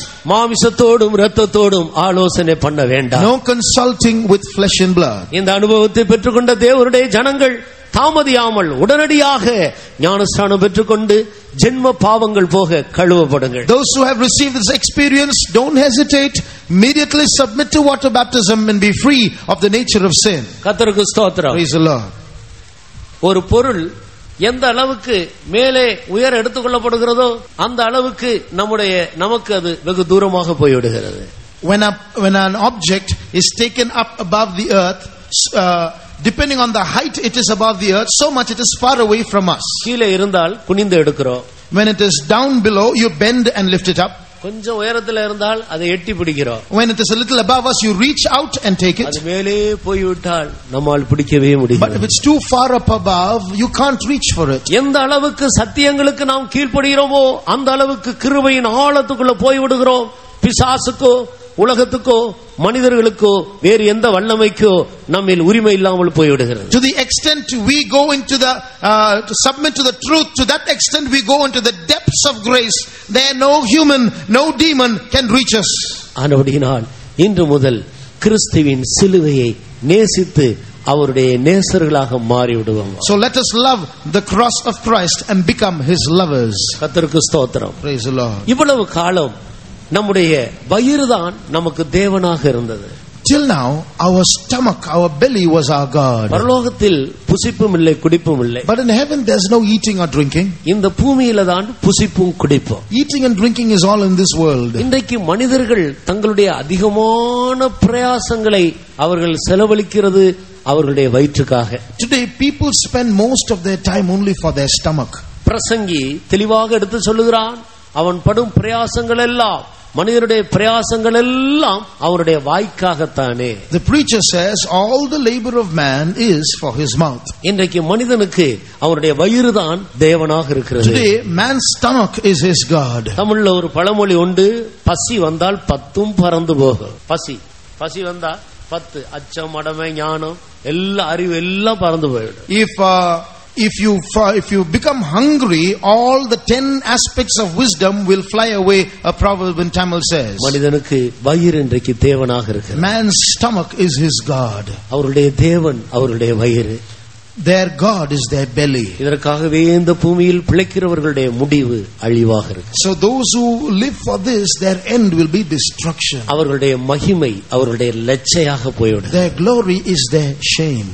ஆனபடியினால் இந்த பூமியில் கிறிஸ்துவின் சிலுவைக்கு பகைஞராக ஜீவிக்கிற மனிதன் முடிவிலே நித்திய நரகத்தையும் லட்சையையும் பெற்றுக் கொள்கிறார். So a man who lives as the enemy of the cross of Christ will in the end of his life receive hell and shame. புதிதாக வந்திருக்கிற பலரையும் ஆண்டவர் இந்த லட்சியான இடத்திலிருந்து, இந்த அழிவிலிருந்து இன்றைக்கு விடுவித்திருக்கிறார். This evening the Lord has delivered many from that shameful, sinful state. கர்த்தருக்கு ஸ்தோத்திரம். Praise the Lord. இனி பூமிக்கு அடுத்தவைகளை அல்ல, பரலோகத்துக்கு அடுத்தவைகளையே நாம் சிந்திக்க வேண்டும். Hereafter we should think of not of things on the earth but of things of heaven. நான் இரண்டாவது பகுதிக்கு வருகிறேன். We'll come to the second part. அடுத்த கூட்டத்தார் என்ன சொல்லுகிறார்கள்? What does the next group say? நம்முடைய குடியிருப்போ பரலோகத்தில் இருக்கிறது. Our habitation is in heaven. என்றைக்கு ஒரு மனிதனுடைய குடியிருப்பு பரலோகத்தில் மாறுகிறது? When does a man's habitation or residence go to heaven? இந்த இடத்தில் பரலோகம் என்று சொல்லப்பட்டிருக்கிறது புதிய எருசலேமையும் சீயோனையும் காட்டுகிறது. This heaven mentioned here is New Jerusalem and Zion. பல கிறிஸ்தவர்கள் அறிந்திருக்கிறது போல நித்தியம் என்ற பகுதிகளிலே பல பகுதிகள் காணப்படுகிறது. As many Christians know, in eternity there are many parts. அதில் முதலாவது சீயோன், The highest is Zion. இரண்டாவது புதிய எருசலேம், Secondly, New Jerusalem. மூன்றாவது புதிய வானம், Thirdly, New heaven. நான்காவது புதிய பூமி, Fourthly, New earth. இவைகள் எல்லாம் சேர்ந்தது தேவனுடைய ராஜ்யம் பரலோகம்தான். All this together is the kingdom of God or heaven. ஆனால் இதற்கு அப்பாற்பட்ட ஒரு இடம் உண்டு. But there is a place apart from all this. அதுவும் நித்திய வாசஸ்தலம் தான். That is also an eternal habitation. அதுதான் நரகம். That is hell. நம்முடைய குடியிருப்போ பரலோகத்தில் இருக்கிறது. Our habitation or residence is in heaven. என்றைக்கு ஒரு மனிதனுடைய குடியிருப்பு இந்த பரலோகத்துக்கு, இந்த புதிய எருசலேமுக்குள்ள கொண்டு வரப்படுகிறது? When does a man's residence come to New Jerusalem or heaven? பரலோகத்தில் இருக்கிற அந்த உன்னதமான இடங்களுக்கு எப்போது ஒரு மனிதன் தன்னுடைய குடியிருப்பை வைக்கக்கூடியதாக இருக்கிறது? When does a man shift his residence to heaven, to New Jerusalem? பரிசுத்த ஆவியினுடைய அபிஷேகத்தை பெறும்போது. When he receives the baptism of the Holy Spirit. என்றைக்கு ஒரு மனிதன் பரலோகத்திலிருந்து வந்த பரிசுத்த ஆவியை பெற்றுக் கொள்கிறானோ அன்றைக்கு அவருடைய குடியிருப்பு பரலோகத்தில் காணப்படும். The day a man receives the experience of the Holy Spirit, that day his residence is shifted to heaven. ஆட்டுக்குட்டியானவருடைய ஜீவ புஸ்தகத்திலே அவருடைய பெயர் எழுதப்படுகிறது. His name is written in the Lamb's book of life. அன்று முதல் கர்த்தராகிய இயேசு இவர்கள் என்னுடையவர்கள், எனக்கு சொந்தமானவர்கள், என்னுடைய மனைவி, என்னுடைய சிநேகிதர்கள் என்றெல்லாம் அவர்களை அழைக்கிறார். From that day God has a greater claim over them. These are mine, they are my people, my wife, my friends, and so on. இவர்களுக்கு வேதத்தில் பல பெயர்கள் கொடுக்கப்பட்டிருக்கிறது. They have many names in the Bible. கர்த்தருடைய நாமத்துக்கு ஸ்தோத்திரம். Praise be to the holy name of the Lord. நம்முடைய குடியிருப்பு பரலோகத்தில் இருக்கிறது. Our habitation is in heaven. அங்கிருந்து நம்முடைய கர்த்தராகிய இயேசு கிறிஸ்து என்னும் இரட்சகர் வர ஆவலோடு நாங்கள் எதிர்பார்த்து கொண்டிருக்கிறோம். From there we eagerly look forward to the coming of our Lord Jesus Christ. எத்தனை பேருடைய குடியிருப்பு பரலோகத்தில் இருக்கிறது என்ற நிச்சயம் உண்டு? How many have the assurance that their habitation is in heaven? அந்த நிச்சயம் உள்ளவர்கள் எல்லாம் கரங்களை உயர்த்தி நமக்கு எவ்வளவு பலத்தோடு அல்லேலூயா சொல்ல முடியுமோ அப்படி சொல்லி பரலோகத்தில் வாசமா இருக்கிற தேவனை மகிமைப்படுத்துவோமா? ஹல்லேலூயா. கர்த்தருக்கு ஸ்தோத்திரம். Praise the Lord. ஆம், நம்முடைய குடியிருப்பு பரலோகத்தில் இருக்கிறது. Yes, our habitation is in heaven. ஆனபடியினால் தான் நாம் எப்போதும் பரலோகத்தை குறித்தே சிந்திக்கிறோம், பாடுகிறோம், தியானிக்கிறோம். அதற்காக இந்த பூமியில பிரயாசப்படுகிறோம். That's why we are thinking of, meditating on, singing of and laboring for heaven, heaven all the time. கிறிஸ்துவுடனே கூட நீங்கள் எழுந்ததுண்டானால் கிறிஸ்து தேவனுடைய வலது பார்சத்தில் இருக்கும் இடத்தில் உள்ள மேலானவைகளை தேடுங்கள், பூமியில் உள்ளவைகளை அல்ல, மேலானவைகளையே தேடு. If ye then be risen with Christ, seek those things which are above, where Christ sitteth on the right hand of God. Set your affection on things above, not on things on the earth.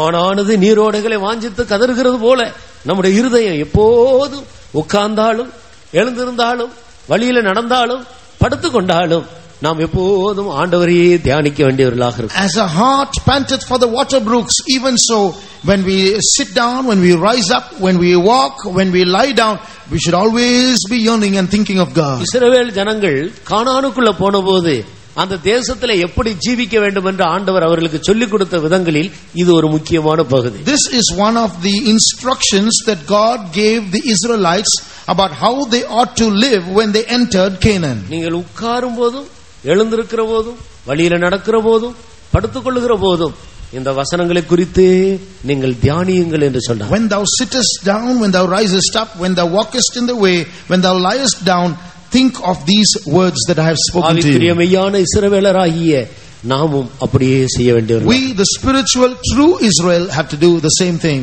அங்கிருந்து இரட்சகர் வரப்போகிறார். From there the Savior is coming.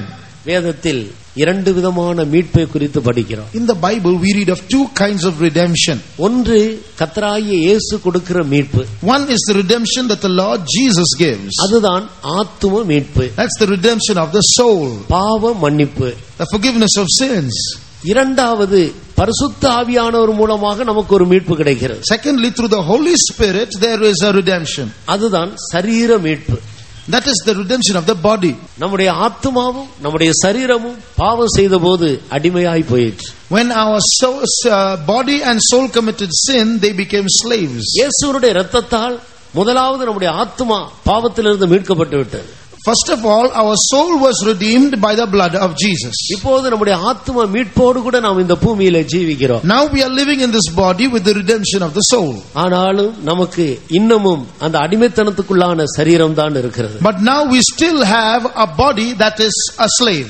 இந்த சரீரத்தை மீட்கும்படியாகத்தான் பரலோகத்திலிருந்து தேவ ஆவியானவர் நமக்குள்ளே வந்து வாசம் பண்ணி கொண்டிருக்கிறார். It is to do this work of redemption of the body that the Holy Spirit came down from heaven to dwell in us. இந்த மீட்பு கர்த்தராகிய இயேசு கிறிஸ்து வரும் பொழுது பரிசுத்த ஆவியானவர் மூலமாக நமக்கு கிடைக்க போகிறது. This redemption we are going to get through the Holy Spirit when the Lord Jesus Christ comes again. ஆனபடியால் பரிசுத்த ஆவியுடைய அபிஷேகம் பெறாத ஒரு மனிதன் ஒருபோதும் சரீரத்தில் மீட்கப்படவே முடியாது. So a man who has not received the Holy Spirit can never be redeemed in the body. நீங்கள் மீட்கப்படும் நாளுக்கென்று முத்திரையாய் பெற்ற பரிசுத்த ஆவியானவரை துக்கப்படுத்தாமல் ஜீவியுங்கள். So live without grieving the Holy Spirit of God, whereby ye are sealed unto the day of redemption.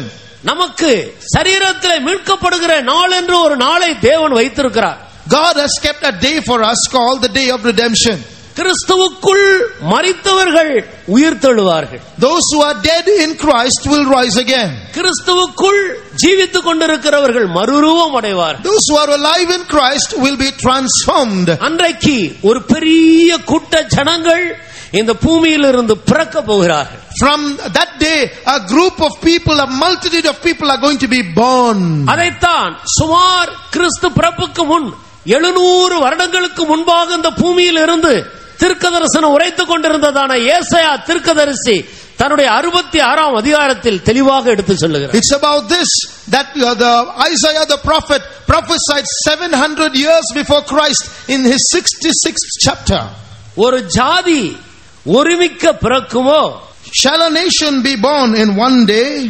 7வது வசனத்திலே வாசி. 7வது வசனத்திலிருந்து வாசி. பிரசவ வேதனைப்படும் முன் பெற்றாள், கர்ப்ப வேதனை வரும் முன் ஆண் பிள்ளையை பெற்றாள். இப்படிப்பட்டவைகளை கேள்விப்பட்டது யார்? இப்படிப்பட்டவைகளை கண்டது யார்? ஒரு தேசத்துக்கு ஒரே நாளில் பிள்ளை பேறு வருமோ? ஒரு ஜாதி ஒருமிக்க பிறக்குமோ? சீயோனோவெனில் ஒருமிக்க வேதனைப்பட்டும் தன் குமாரரை பெற்றும் இருக்கிறது. அல்லேலூயா, Hallelujah. இந்த பூமியிலிருந்து ஒரு ஜாதி ஒருமிக்க பிறக்க போகிறது. There is a nation that's going to be born at once in this world. ஒரு ஜாதி என்றால் ஒரு மனிதன் பிறக்க வேண்டும், அதிலிருந்து தான் சந்ததி பெருகி பெருகி ஒரு ஜாதி உருவாக வேண்டும். Now for a nation to be born, first of all a man has to beget children, those children have to beget children, and it has to multiply to become a nation. இன்னைக்கு இஸ்ரவேல் ஜனங்கள் ஒரு ஜாதியாக இருக்கிறார்கள். Today the Israelites are a nation. இவர்கள் எப்படி வந்தார்கள் என்று நாம் அப்படியே பின்னால போய் பார்த்தால் கடைசி அது ஆபிரகாம்ல கொண்டு போய் நிறுத்துகிறது. When we go backwards from their genealogy and see where they started, we begin at Abraham. Abraham ஈசாக்கை பெற்றார். Abraham begat Isaac. ஈசாக்கு யாக்கோபை பெற்றார். Isaac begat Jacob. யாக்கோபு 12 குமாரர்களை பெற்றார். Jacob gave birth to 12 sons. அவர்களுடைய பிள்ளைகள் எல்லாம் 12 கோத்திரங்களாக மாறினார். And their 12 sons begat children who became 12 tribes. இன்னைக்கு ஒரு பெரிய ஜாதியாக காணப்படுகிறது. Today they are an entire nation. எத்தனையோ வருடங்களுக்கு பிறகுதான் அவர்கள் ஒரு ஜாதியாக So இருக்கிறார். they became a nation after many years. ஆனால் இங்கே ஒரு புதிய ஜாதியை குறித்து தீர்க்கதரிசனம் உரைக்கிறார். But here the prophet is speaking about a new nation. ஒரு ஜாதி ஒருமிக்க ஒரே நாளில் பிறக்க போகிறது. A nation is going to be born at once in one day. அதுதான் Zion Jerusalem. That is Zion, Jerusalem. நம்முடைய இரட்சகராகிய இயேசு வர நாங்கள் எதிர்பார்த்து கொண்டிருக்கிறோம். We are looking forward to the appearing of our Savior Jesus. அவர் வரும் பொழுது இந்த பூமியிலே ஒரு ஜாதி ஜனம் ஒருமிக்க பிறந்து அவருக்கு முன்பாக போய் நிற்கும். When he comes, a nation, a group of people will be born at once to stand before him. அதோடு கூட இந்த பூமியில் வெளிச்சம் முடிவடையும். இந்த பூமிக்கு ராக்காலம் உண்டா. After that, there will be no more light in this world. Darkness or night will begin. இப்படி சுவிசேஷத்தை அறிவிக்கிற ஒரு கூட்டத்தை காண முடியாது. After that, you will see no gospel meeting like this.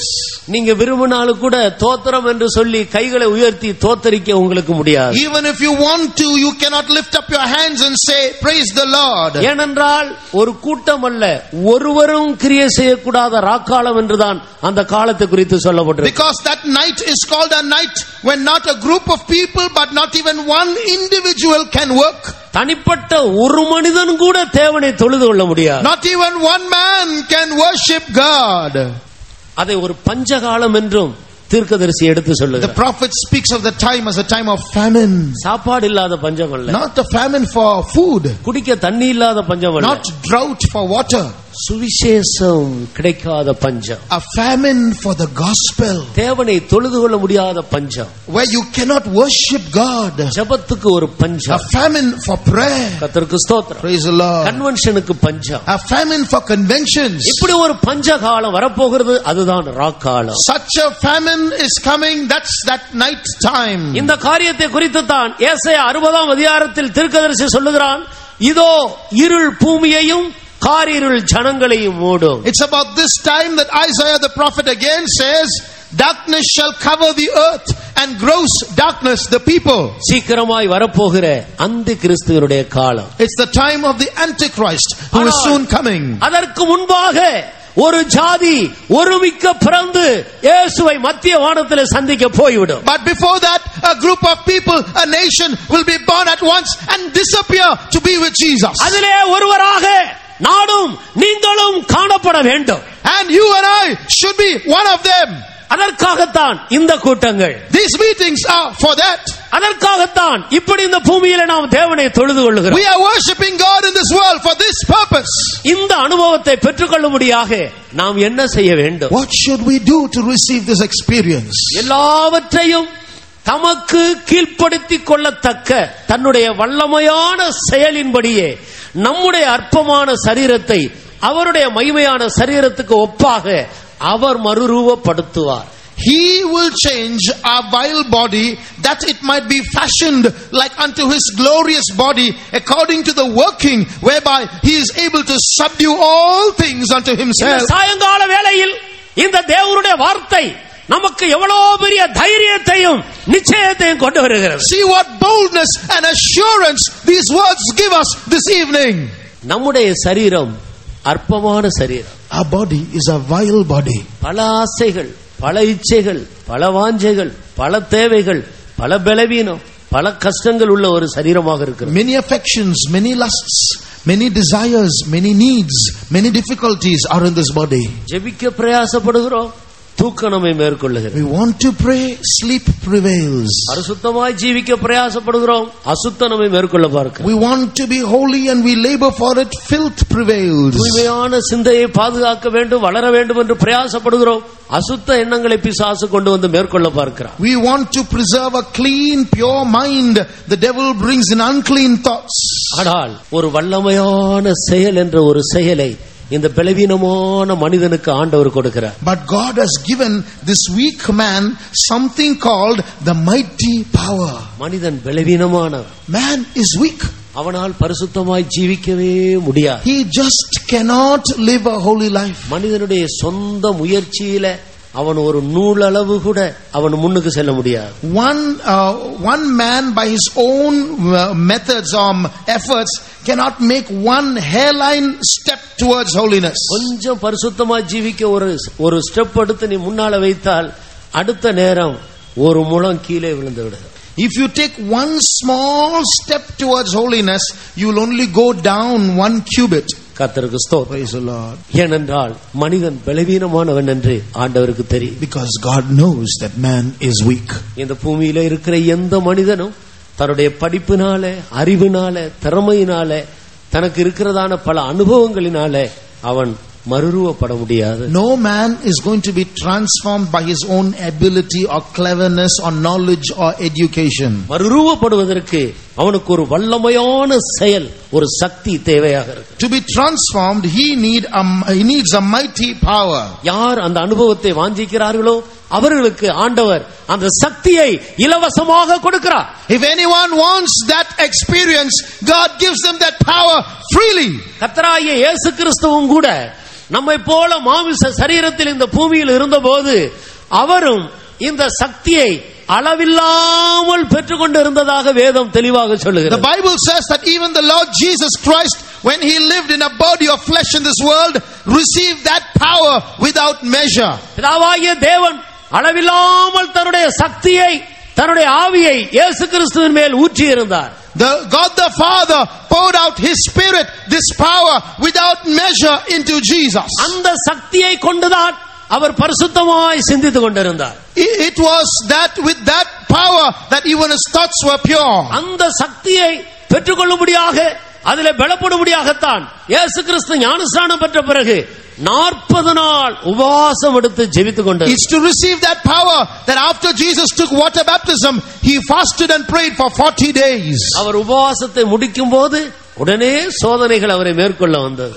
Just as his fasting ended, the trials began. ஆனால் எல்லா சோதனைகளையும் இந்த சக்தியால் அவர் ஜெயித்தார். But by this power he overcame every trial. ஆனபடியினால் ஜெய ஜீவியம் செய்யும்படி நம்முடைய சரீரத்தில் இருக்கிற எல்லாவற்றையும் கீழ்ப்படுத்தும்படியாகத்தான் இந்த சக்தி நமக்கு இலவசமாக கொடுக்கப்படுது. This power has been given to us freely, so that by that power we can live a victorious life in this body. அவருடைய வல்லமையான செயலின்படியே நம்முடைய அற்பமான சரீரத்தை அவருடைய மகிமையான சரீரத்துக்கு ஒப்பாக அவர் மறுரூபப்படுத்துவார். He shall change this vile body, that it might be fashioned like unto his glorious body by his mighty working. இந்த வேலையை செய்கிறவர் தேவன். It's God who is doing this work. இதற்காக நம்மை ஆயத்தப்படுத்துகிறவர் தேவன். It is God who prepares us for this. இதைத்தான் பரிசுத்த பவுல் கொரிந்தியருக்கு சொல்லும்போது இன்னொரு விதத்தில் சொல்லுகிறார். St. Paul writes to the Corinthians about this very thing in another way. கையினால் கட்டப்படாத ஒரு வீடு பரலோகத்தில் நமக்கு இருக்கிறது. We have a house not made with hands in the heavens. இப்படி இருக்க இந்த போர்வையாகிய சரீரத்தை நாம் களைந்து போட வேண்டும் என்று விரும்பாமல் மரணமானது ஜீவனால விழுங்கப்படும் மட்டும் இந்த போர்வையை தரித்துக் கொள்ள வேண்டும் என்று சொல்லுகிறார். He says we are not looking forward that we should be unclothed, but clothed upon, that mortality might be swallowed up of life. இந்த அற்பமான சரீரத்தில் காணப்படுகிற எல்லா தீமையான சக்திகளையும் நீ ஜெயிக்கிற வரைக்கும் மரணத்தை விரும்பக்கூடாது. Till you overcome every power, unclean power striving against your body by that power of God, don't desire death. பரிசுத்த ஆவியினுடைய வல்லமையினால் சகல தீமைகளை உனக்கு கீழ்ப்படுத்தி நீ அதை எல்லாவற்றையும் விழுங்குகிற வரைக்கும் இந்த சரீரத்தில் நாம் குடியிருக்கத்தான் வேண்டும். Till we overcome and subdue every power against the holiness of God and bring it under our feet, we should dwell in this body. யாராயிலும் ஒருவர் மரித்தால் நல்லது என்று யோசித்து மரணத்தை விரும்பி இங்கே வந்திருக்கிறீர்களா? Is there anyone here who wants to die and think it's better to die? தயவு செய்து உங்களுடைய முடிவை மாற்றிக் கொள்ளுங்கள். Please change your conclusion. நீங்கள் இந்த நிலவரத்தில் மரித்தால் முடிவு அழிவு, மகிமை லட்சையாக மாறிவிடும். If you die in this state, your end is destruction, your glory is shame. உனக்காக ஆண்டவர் ஒரு மறுரூப நாளை வைத்திருக்கிறார். God has kept a day of transformation for you. அழியாத ஒரு மகிமையை தேவன் வைத்திருக்கிறார். An eternal incorruptible glory. அதை பெற்றுக்கொள்ளும்படி பரிசுத்த ஆவியினுடைய வல்லமையை பெற்று அந்த வல்லமையினால் நிறைந்து எல்லா தீமையான சக்திகளையும் கீழ்ப்படுத்தி ஜெயித்து அதன் பிறகு மறுரூப நாளுக்காக நம்மை ஆயத்தப்படுத்திக் கொள்வோம். You have to receive that power, overcome every evil power, take the victory and then wait for that day of transformation. ஜெய ஜீவியம் என்று சொல்லுகிறது பெரிய கஷ்டம். ஒரு பெரிய மலையோடு ஒரு தனியா ஒரு மனிதன் யுத்தம் பண்ணி அந்த மலையை உடைக்கிறது போல என்றுதான் பலர் யோசிக்கிறார்கள். நானும் அப்படித்தான் யோசித்தேன். Many people think that victorious life is like one man trying to fight with a mountain. I thought the same. இல்லை பிரியமானவர்களே. Not so, beloved. நீ ஒரு பெரிய தேவனை சார்ந்துகள். You must lean on a big God. அவர் கொடுத்திருக்கிற அந்த பலத்த வல்லமைக்குள்ளே உன்னை பாதுகாத்துகள். You must preserve yourself in that mighty power He has given you. அந்த தேவன் உனக்கு முன்பாக போய் அந்த மலைகளை நொறுக்கி குன்றுகளை பதருக்கு ஒப்பாக மாற்றி விடுவார். That God will go before you. He will break the mountains small and beat the hills as chaff.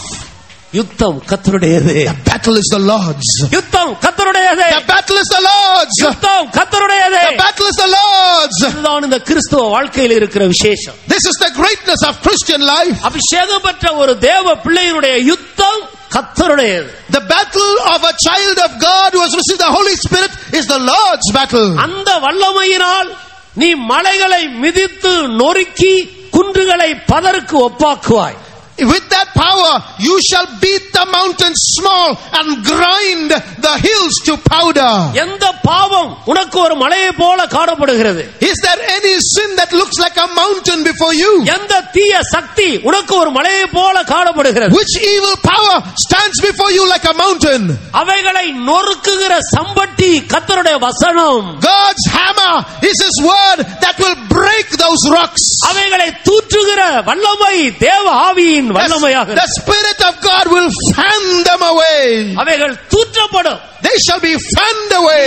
தேடினாலும் காணப்படாது. You shall search for them and not find them. நீயோ இஸ்ரவேலின் தேவனாகிய கர்த்தருக்குள்ளே மேன்மை பாராட்டிக் கொண்டிருப்பாய். And thou shalt rejoice in the Lord God of Israel. கிறிஸ்துவ ஜீவியம் எப்போதும் மகிழ்ந்து கலிகூறுகிற ஒரு ஜீவியம். Christian life is a life of constant rejoicing in the Lord. கண்களை மூடுவோமாக. Shall we close our eyes? நம்ம எல்லாரும் நம்முடைய கண்களை மூடுவோம். Shall we all close our eyes? தயவு செய்து யாரும் போக வேண்டும் என்று விரும்பாதீர்கள். Please, no one should get up and go now. ஒரு சில நிமிடங்கள் இந்த பலத்த தேவ ஆவியின் வல்லமைக்கு நம்மை சமர்ப்பிப்போமா? For a few minutes shall we surrender to this mighty power of God. நாம் எந்த அளவுக்கு அந்த வல்லமையை வாஞ்சித்து ஒப்பு கொடுக்கிறோமோ அந்த அளவுக்கு அளவில்லாமல் அந்த ஆவி நம்மேல் இறங்கிக் கொண்டிருக்கும். To the extent we submit to that power, to that extent that immeasurable power will fill us. மரணமானது ஜீவனாலே விழுங்கப்பட வேண்டும். Mortality must be swallowed up of life. சகலவிதமான மரணத்தையும் கொடுக்கிற மரணத்தை கொண்டு வருகிற பலவிதமான ஆசை இச்சைகள் எல்லாவற்றையும் நாம் விழுங்கும்படி கர்த்தர் அவருடைய வல்லமையை நமக்கு தருகிறார். God is giving us His power to swallow all these other powers that come through death. நம்மோடு போராடுகிற வல்லமைகள், the powers which fight against us, நம்மோடு வழக்காடுகிற வல்லமைகள், the powers which strive against us, நம்மோடு யுத்தம் பண்ணுகிற வல்லமைகள், the powers which war against us, நம்மை எதிர்க்கிற வல்லமைகள், those powers that resist us, அடிக்கடி நம்மை தீட்டுப்படுத்துகிற வல்லமைகள், those powers that defile us often. இந்த வல்லமைகளை கண்டு பயப்படாதே. Don't be afraid of those powers. நாம் எல்லாரும் தயவு செய்து எழும்பி நிற்போம். Shall we all stand up? எழும்பி நின்று இந்த வல்லமைகளை எல்லாம் ஒரு முறை கூட நீங்கள் சிந்தித்து பாருங்கள். Think of these powers once again as we stand up. எந்த வல்லமை உன்னோடு போராடி கொண்டிருக்கிறது? Which power is fighting against you? பல வருடங்களாக போராடுகிறதா? For many years is it fighting? பல மாதங்களாக போராடுகிறதா? For many months? எது உன்னோடு யுத்தம் பண்ணி கொண்டிருக்கிறது? What is fighting with you? உன்னை எதிர்க்கிற வல்லமை எது? What is that power resisting you? உன்னை அடிக்கடி அதைரியப்படுத்துகிற வல்லமை எது? What's that power often discouraging you? நான் மறுரூபமாக்கப்பட முடியாமல் போய்விடுமோ என்று உன்னை பயத்துக்கு உள்ளாக்குகிற வல்லமை எது? What is that power instilling fear within you, making you think you are going to die? கண்களை மூடின வண்ணமாக அந்த வல்லமைகளை எல்லாம் கண்டுபிடியுங்கள். Let's discover those powers, closing our eyes. இன்றைக்கு அந்த வல்லமையை விழுங்கும்படி ஆண்டவர் அவருடைய ஜீவனை எனக்கும் உங்களுக்கும் தாராளமாய் கொடுக்க காத்து கொண்டிருக்கிறார். God is waiting to give you and me His power to His life to swallow those powers. அருமையான நண்பனே, நீ அதை விழுங்கித்தான் ஆண்டவரை சந்திக்க வேண்டும். Beloved friend, you should meet the Lord after swallowing these powers. ஒரு வல்லமையையும் நீ விழுங்காமல் விடவே கூடாது. Don't leave even one power without swallowing. சகலவற்றையும் கீழ்ப்படுத்திக் கொள்ளத்தக்க தன்னுடைய வல்லமையான செயலின்படியே நம்முடைய அற்பமான சரீரத்தை அவருடைய மகிமையான சரீரத்துக்கு ஒப்பாக மறுரூபப்படுத்துகிற ஒரு தேவன் நம்ம மத்தியிலே உலாவிக் கொண்டிருக்கிறார். That mighty God who shall change our vile body, that it shall be fashioned like unto his glorious body, according to that power, whether he shall swallow all things unto himself, is in our midst. உன்னோடு எதிர்த்து நிற்கிற அந்த வல்லமைகளை கண்டு நீ பயப்படாதே. Don't be afraid of those powers resisting you. இதோ உனக்காக ஒரு கரம் நீட்டப்பட்டிருக்கு. A hand is stretched forth for you. அந்த கரம் நம்மை பார்த்து என்ன சொல்லுகிறது? What does it say to us? பயப்படாதே, நான் உனக்கு துணை நிற்கிறேன். Fear not, I am with thee. பயப்படாதே, நான் உனக்கு துணை நிற்கிறேன். Fear not, I am with thee. Hallelujah.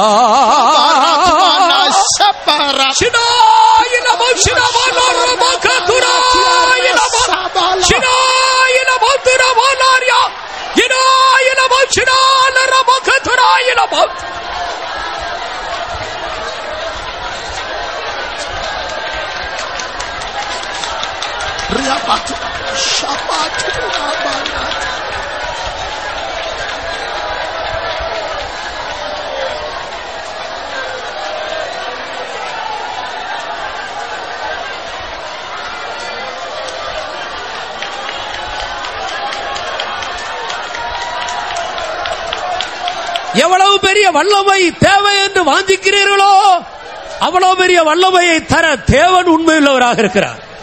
To the extent you desire this power, so much God is faithful to give you that power. நாம் வேண்டிக் கொள்ளுகிறதற்கும் நினைக்கிறதற்கும் அதிகமாக செய்கிற தேவன் அவர். He is God who works above all that we ask or think. எப்படிப்பட்ட ஒரு ஜெய ஜீவியத்தை வாஞ்சிக்கிறோமோ அதை விட அதிகமான ஒரு ஜீவியத்தை தர அவர் வல்லவர். He is able to give us a greater victorious life than we desire. பெற்றுக்கொள்ளுங்கள், பெற்றுக்கொள்ளுங்கள். Receive, receive.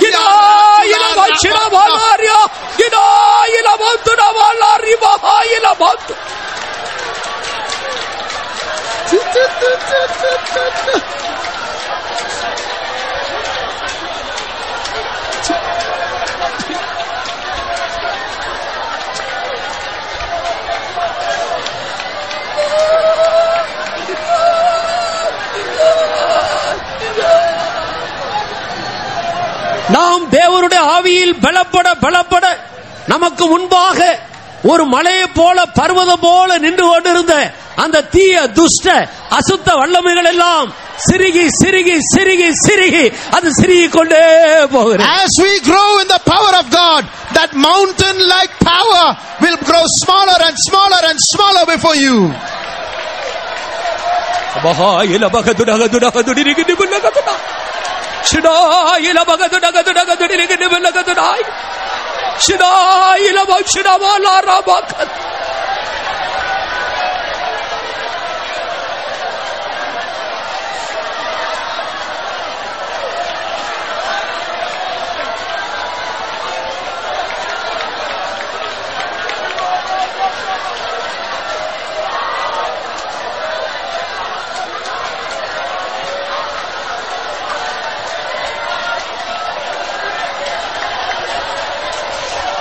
Amen, amen, amen, hallelujah, hallelujah, hallelujah, hallelujah, hallelujah.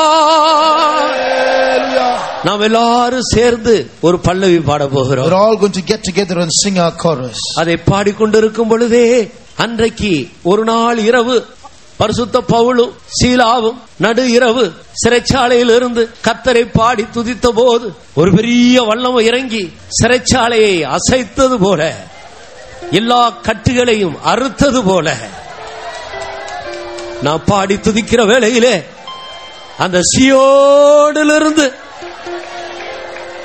ஆண்டவர் ஒரு விசேஷித்த உன்னத வல்லமையை அனுப்பி எல்லா வல்லமைகளையும் அவர் தகர்த்து விடுவார். As we sing and praise God, just like when Paul and Silas were singing at midnight in prison, the prison shook and their chains fell away. In the same way, as we sing and worship God, from Zion a power will come from on high and will break all our bands. எல்லா கட்டுகளும் கலண்டு போகும். All our shackles are going to be loosed. எல்லா சாத்தானுடைய அஸ்திவாரங்களும் அசைக்கப்படும். All the foundations of Satan are going to shake. நீயோ விடுவிக்கப்படுவாய். And you shall be set free.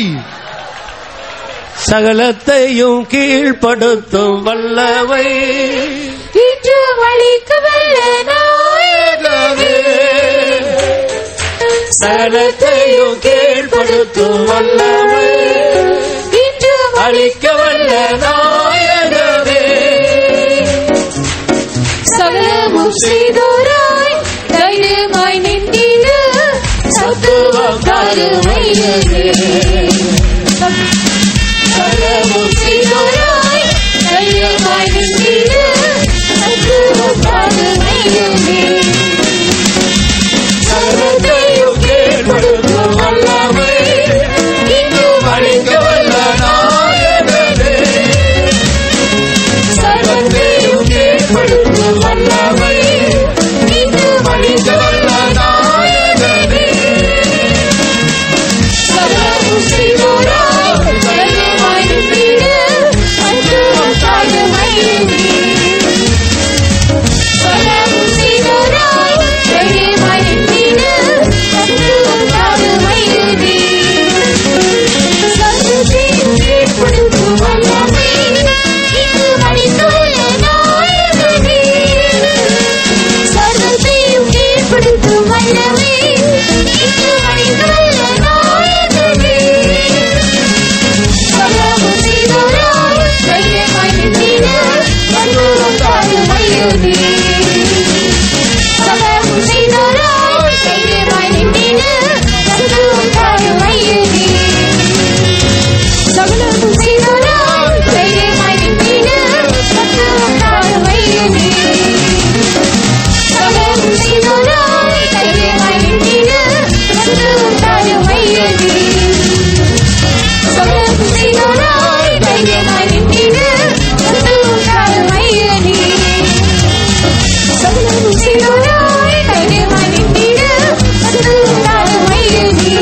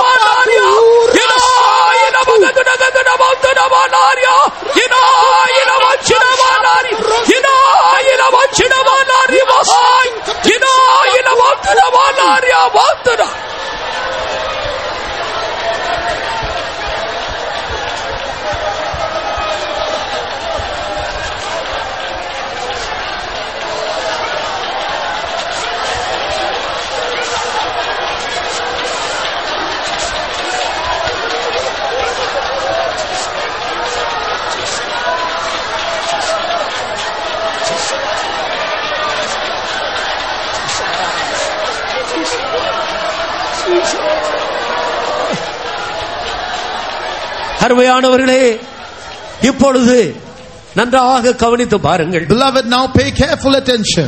உங்களுக்கு முன்பாக மலைகளைப் போல பர்வதங்களைப் போல உங்களை பயமுறுத்தி கொண்டிருந்த அந்த வல்லமைகள் எங்கே? Where are those powers that stood before you like a mountain threatening you? இதோ காற்று அதை அடித்து கொண்டு போய்விட்டது. The wind fanned them away. அவைகள் எல்லாம் நொறுக்கப்பட்டு அவைகள் தூற்றப்பட்டது. காற்று அவைகளை அடித்து கொண்டு போய் கொண்டிருக்கு. They are driven away by the wind, fanned away.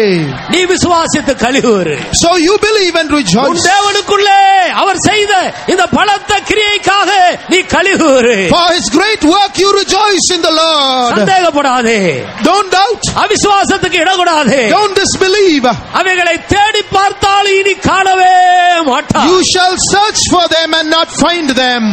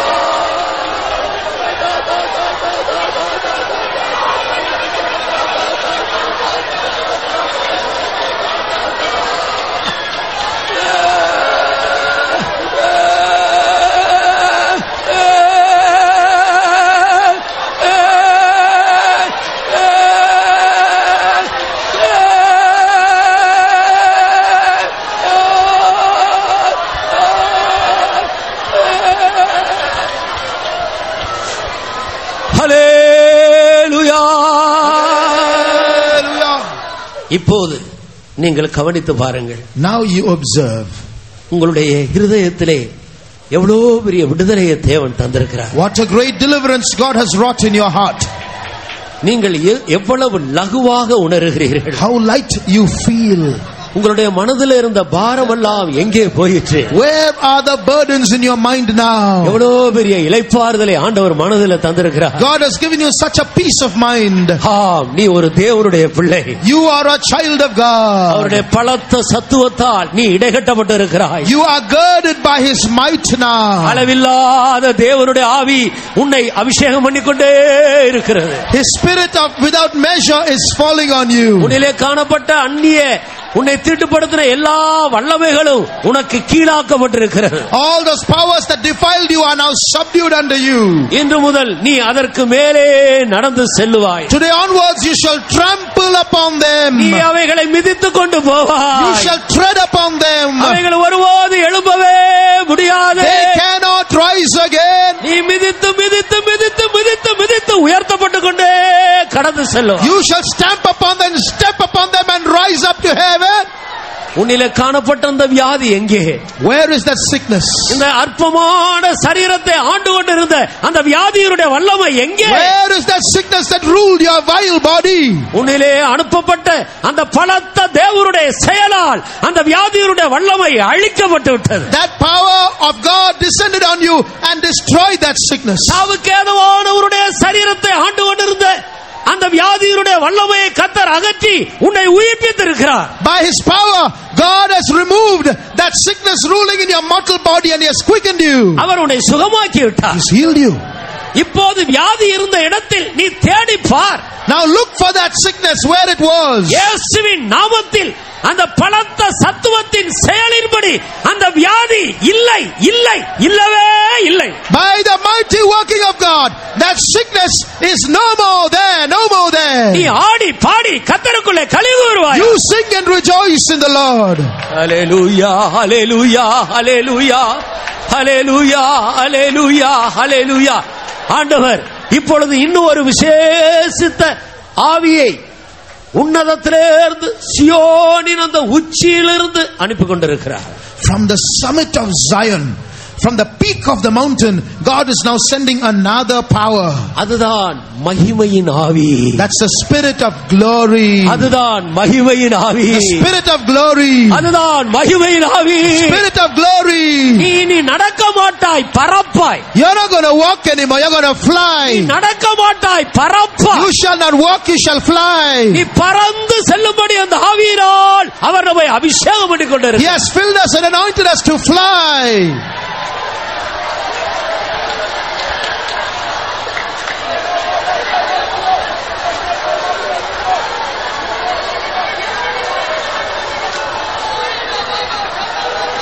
மகிமையின் ஆவியினா மண்ணின் சாயலை மாற்றுவதா மகிமையின் ஆவியினா மண்ணின் சாயலை மாற்றுவதா மாறிய மகிமையிடம் மகிமையோடு ஈர்த்திடுவோம் மாறிய மகிமையிடம் மகிமையோடு ஈர்த்திடுவோம் மகிமையின் ஆவியினா மண்ணின் சாயலை மாற்றுவதா மகிமையின் ஆவியினா மண்ணின் சாயலை மாற்றுவதா மாறிய மகிமையிடம் மகிமையோடு ஈர்த்திடுவோம் மாறிய மகிமையிடம் மகிமையோடு ஈர்த்திடுவோம்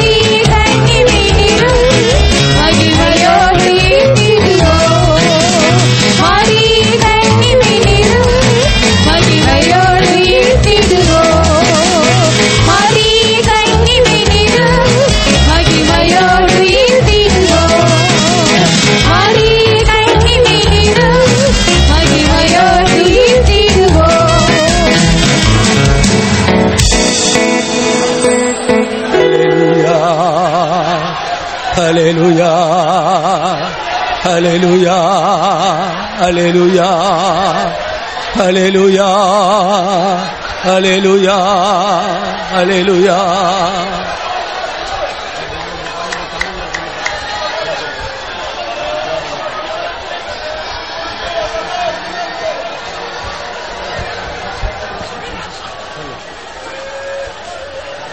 மகிமையின் ஆவியோடு தேவன் நம் மத்தியில் இறங்கி வந்தபடியால் அவரை ஸ்தோத்திரிப்போம். ஸ்தோத்திரம் ஸ்தோத்திரம் ஸ்தோத்திரம் ஸ்தோத்திரம் ஸ்தோத்திரம் ஸ்தோத்திரம் ஸ்தோத்திரம் ஸ்தோத்திரம் ஸ்தோத்திரம் ஸ்தோத்திரம் ஸ்தோத்திரம் ஸ்தோத்திரம் ஸ்தோத்திரம் ஸ்தோத்திரம். இனி எந்த வல்லையும் நம்மை எதிர்க்க கூடாதபடிக்கு சர்வத்தையும் கீழ்ப்படுத்தக்கூடியதான அவருடைய மகிமையான செயல் நம்முடைய சரீரத்தில் கிரியை செய்து கொண்டிருக்கிறபடியால் அவரை ஸ்தோத்திரிப்போம். ஸ்தோத்திரம் ஸ்தோத்திரம் ஸ்தோத்திரம் ஸ்தோத்திரம் ஸ்தோத்திரம் ஸ்தோத்திரம் ஸ்தோத்திரம் ஸ்தோத்திரம் ஸ்தோத்திரம் ஸ்தோத்திரம் ஸ்தோத்திரம் ஸ்தோத்திரம் ஸ்தோத்திரம் ஸ்தோத்திரம் ஸ்தோத்திரம் ஸ்தோத்திரம். உலகம் எங்கும் எல்லா ஜனங்களையும் ஆட்டி படைக்கிறதான பாவத்தின் வல்லமையையும் வியாதியின் வல்லமைகளையும் ஜெயிக்க தேவன் அவருடைய வல்லமையை நமக்கு தந்தார். அதற்காக ஸ்தோத்திரிப்போம். ஸ்தோத்திரம் ஸ்தோத்திரம் ஸ்தோத்திரம் ஸ்தோத்திரம் ஸ்தோத்திரம் ஸ்தோத்திரம் ஸ்தோத்திரம் ஸ்தோத்திரம்.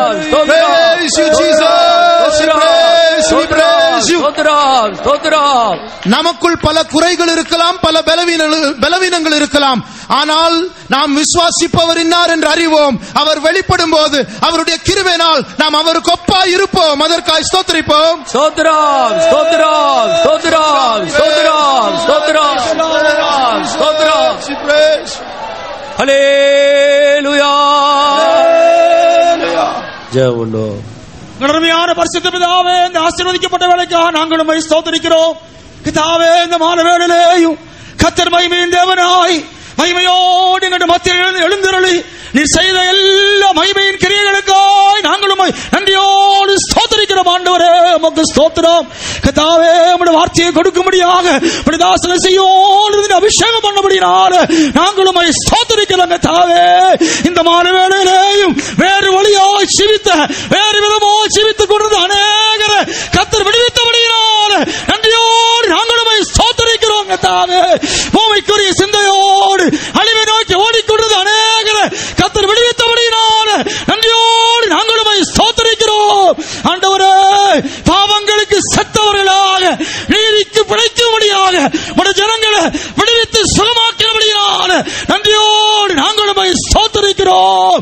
கர்த்தாவே, தங்களுடைய குடியிருப்பு பரலோகத்தில் இருக்கிறது என்பதை நிச்சயப்படுத்திக் கொள்ளும்படியாக அநேகர் இன்றைக்கு ஆவியினால் அபிஷேகித்து உயிர்ப்பித்து புதுப்பித்தபடியினால நன்றியோடு நாங்கள் உம்மை ஸ்தோத்திரிக்கிறோம். கர்த்தாவே, அந்த ஆவியின் வல்லமையினால எல்லா அடிமைத்தனங்களிலே இருந்து கர்த்தர் விடுவித்தபடியினால நன்றியோடு ஸ்தோத்திரிக்கிறோம். ரபக்கத்துடாயிரா, இந்த மகிமையான விடுதலையை ஒவ்வொரு நாளும் பாதுகாத்துக் கொள்ளும்படியாக ஒவ்வொரு நாளும் மகிமையின் மேல மகிமை அடைந்து மகிமை நாளுக்காய் மறுரூபம் ஆக்கப்படுவதையும் ஆண்டவரே, இந்த வல்லமை மகத்துவமான வல்லமை ஒவ்வொருவருக்குள்ளே கிரியை செய்யும்படியாக ஒவ்வொருவரையும் தாழ்த்தி உடைய திருக்கரங்களே தருகிறோம்.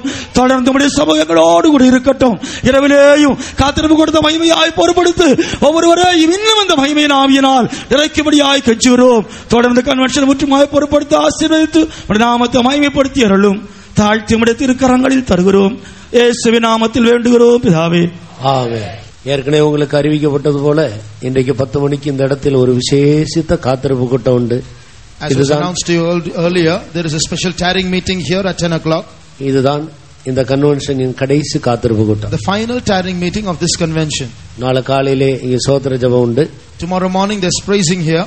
7 மணிக்கு பொதுவான ஒரு வேத பாடம் இந்த இடத்துல உண்டு. 7 o'clock in the morning tomorrow there will be a general Bible study. ஞானஸ்நானம் எடுக்க விரும்புகிறவர்களுக்கு, ஞானஸ்நான சத்தியத்தை பற்றி அறிந்து கொள்ள வேண்டும் என்று விரும்புகிறவர்களுக்கு பக்கத்தில் இருக்கிற எங்களுடைய விசுவாச வீட்டில் வைத்து ஒரு வேத பாடம் உண்டு. For those who want to take baptism and those who want to know about water baptism, we have a Bible study for you in our faith home nearby at 7 tomorrow morning. மறுபடியும் காலை 9 மணிக்கு இந்த இடத்தில் ஆராதனை ஆரம்பமாகும். Once again at 9 o'clock tomorrow morning there will be morning service here. மாலை 2:30 மணிக்கு ஏற்கனவே உங்களுக்கு அறிவித்தது போல வாலிபர் கூட்டம் உண்டு. As was announced to you, tomorrow afternoon at 2:30 there will be a youth meeting here. இந்த இடத்தில் அதுதான் கடைசி வாலிபர் கூட்டம். And that's the last youth meeting here in this place. நாளை மாலை 6 மணிக்கு வழக்கம் போல இந்த கடைசி சுவிசேஷ பிரசங்க கூட்டங்கள் ஆரம்பமா. Tomorrow at 6 o'clock as usual we'll have our gospel meeting, the last meeting here. அநேகரை அழைத்து கொண்டு வாருங்கள். So bring many with you. இன்றைக்கு உங்கள் எல்லாருடைய வருகைக்காக நாங்கள் மிகவும் நன்றியுள்ளவர்களாக இருக்கிறோம். We are very grateful for having come here today. கர்த்தர் நம்முடைய கூட்டம் முழுவதையும் பொறுப்படுத்தபடியினால் ஒரு முறை கூட நம்முடைய கரங்களை உயர்த்தினார். ஸ்தோத்திரம். Once again the Lord took charge of our meeting. Let's raise our hands and praise God. ஸ்தோத்திரம் ஸ்தோத்திரம் ஸ்தோத்திரம் ஸ்தோத்திரம் ஸ்தோத்திரம் ஸ்தோத்திரம் ஸ்தோத்திரம் ஸ்தோத்திரம் ஸ்தோத்திரம் ஸ்தோத்திரம். நம்முடைய கர்த்தராகிய இயேசு கிறிஸ்துவினுடைய கிருபையும் பிதாவாகிய தேவனுடைய அன்பும் பரிசுத்த ஆவியானவருடைய ஐக்கியமும் சமாதானமும் நம் அனைவரோடும் சகல பரிசுத்தவான்களோடும் என்றென்றைக்கும் இருப்பதாக. ஹல்லேலூயா ஹல்லேலூயா ஹல்லேலூயா.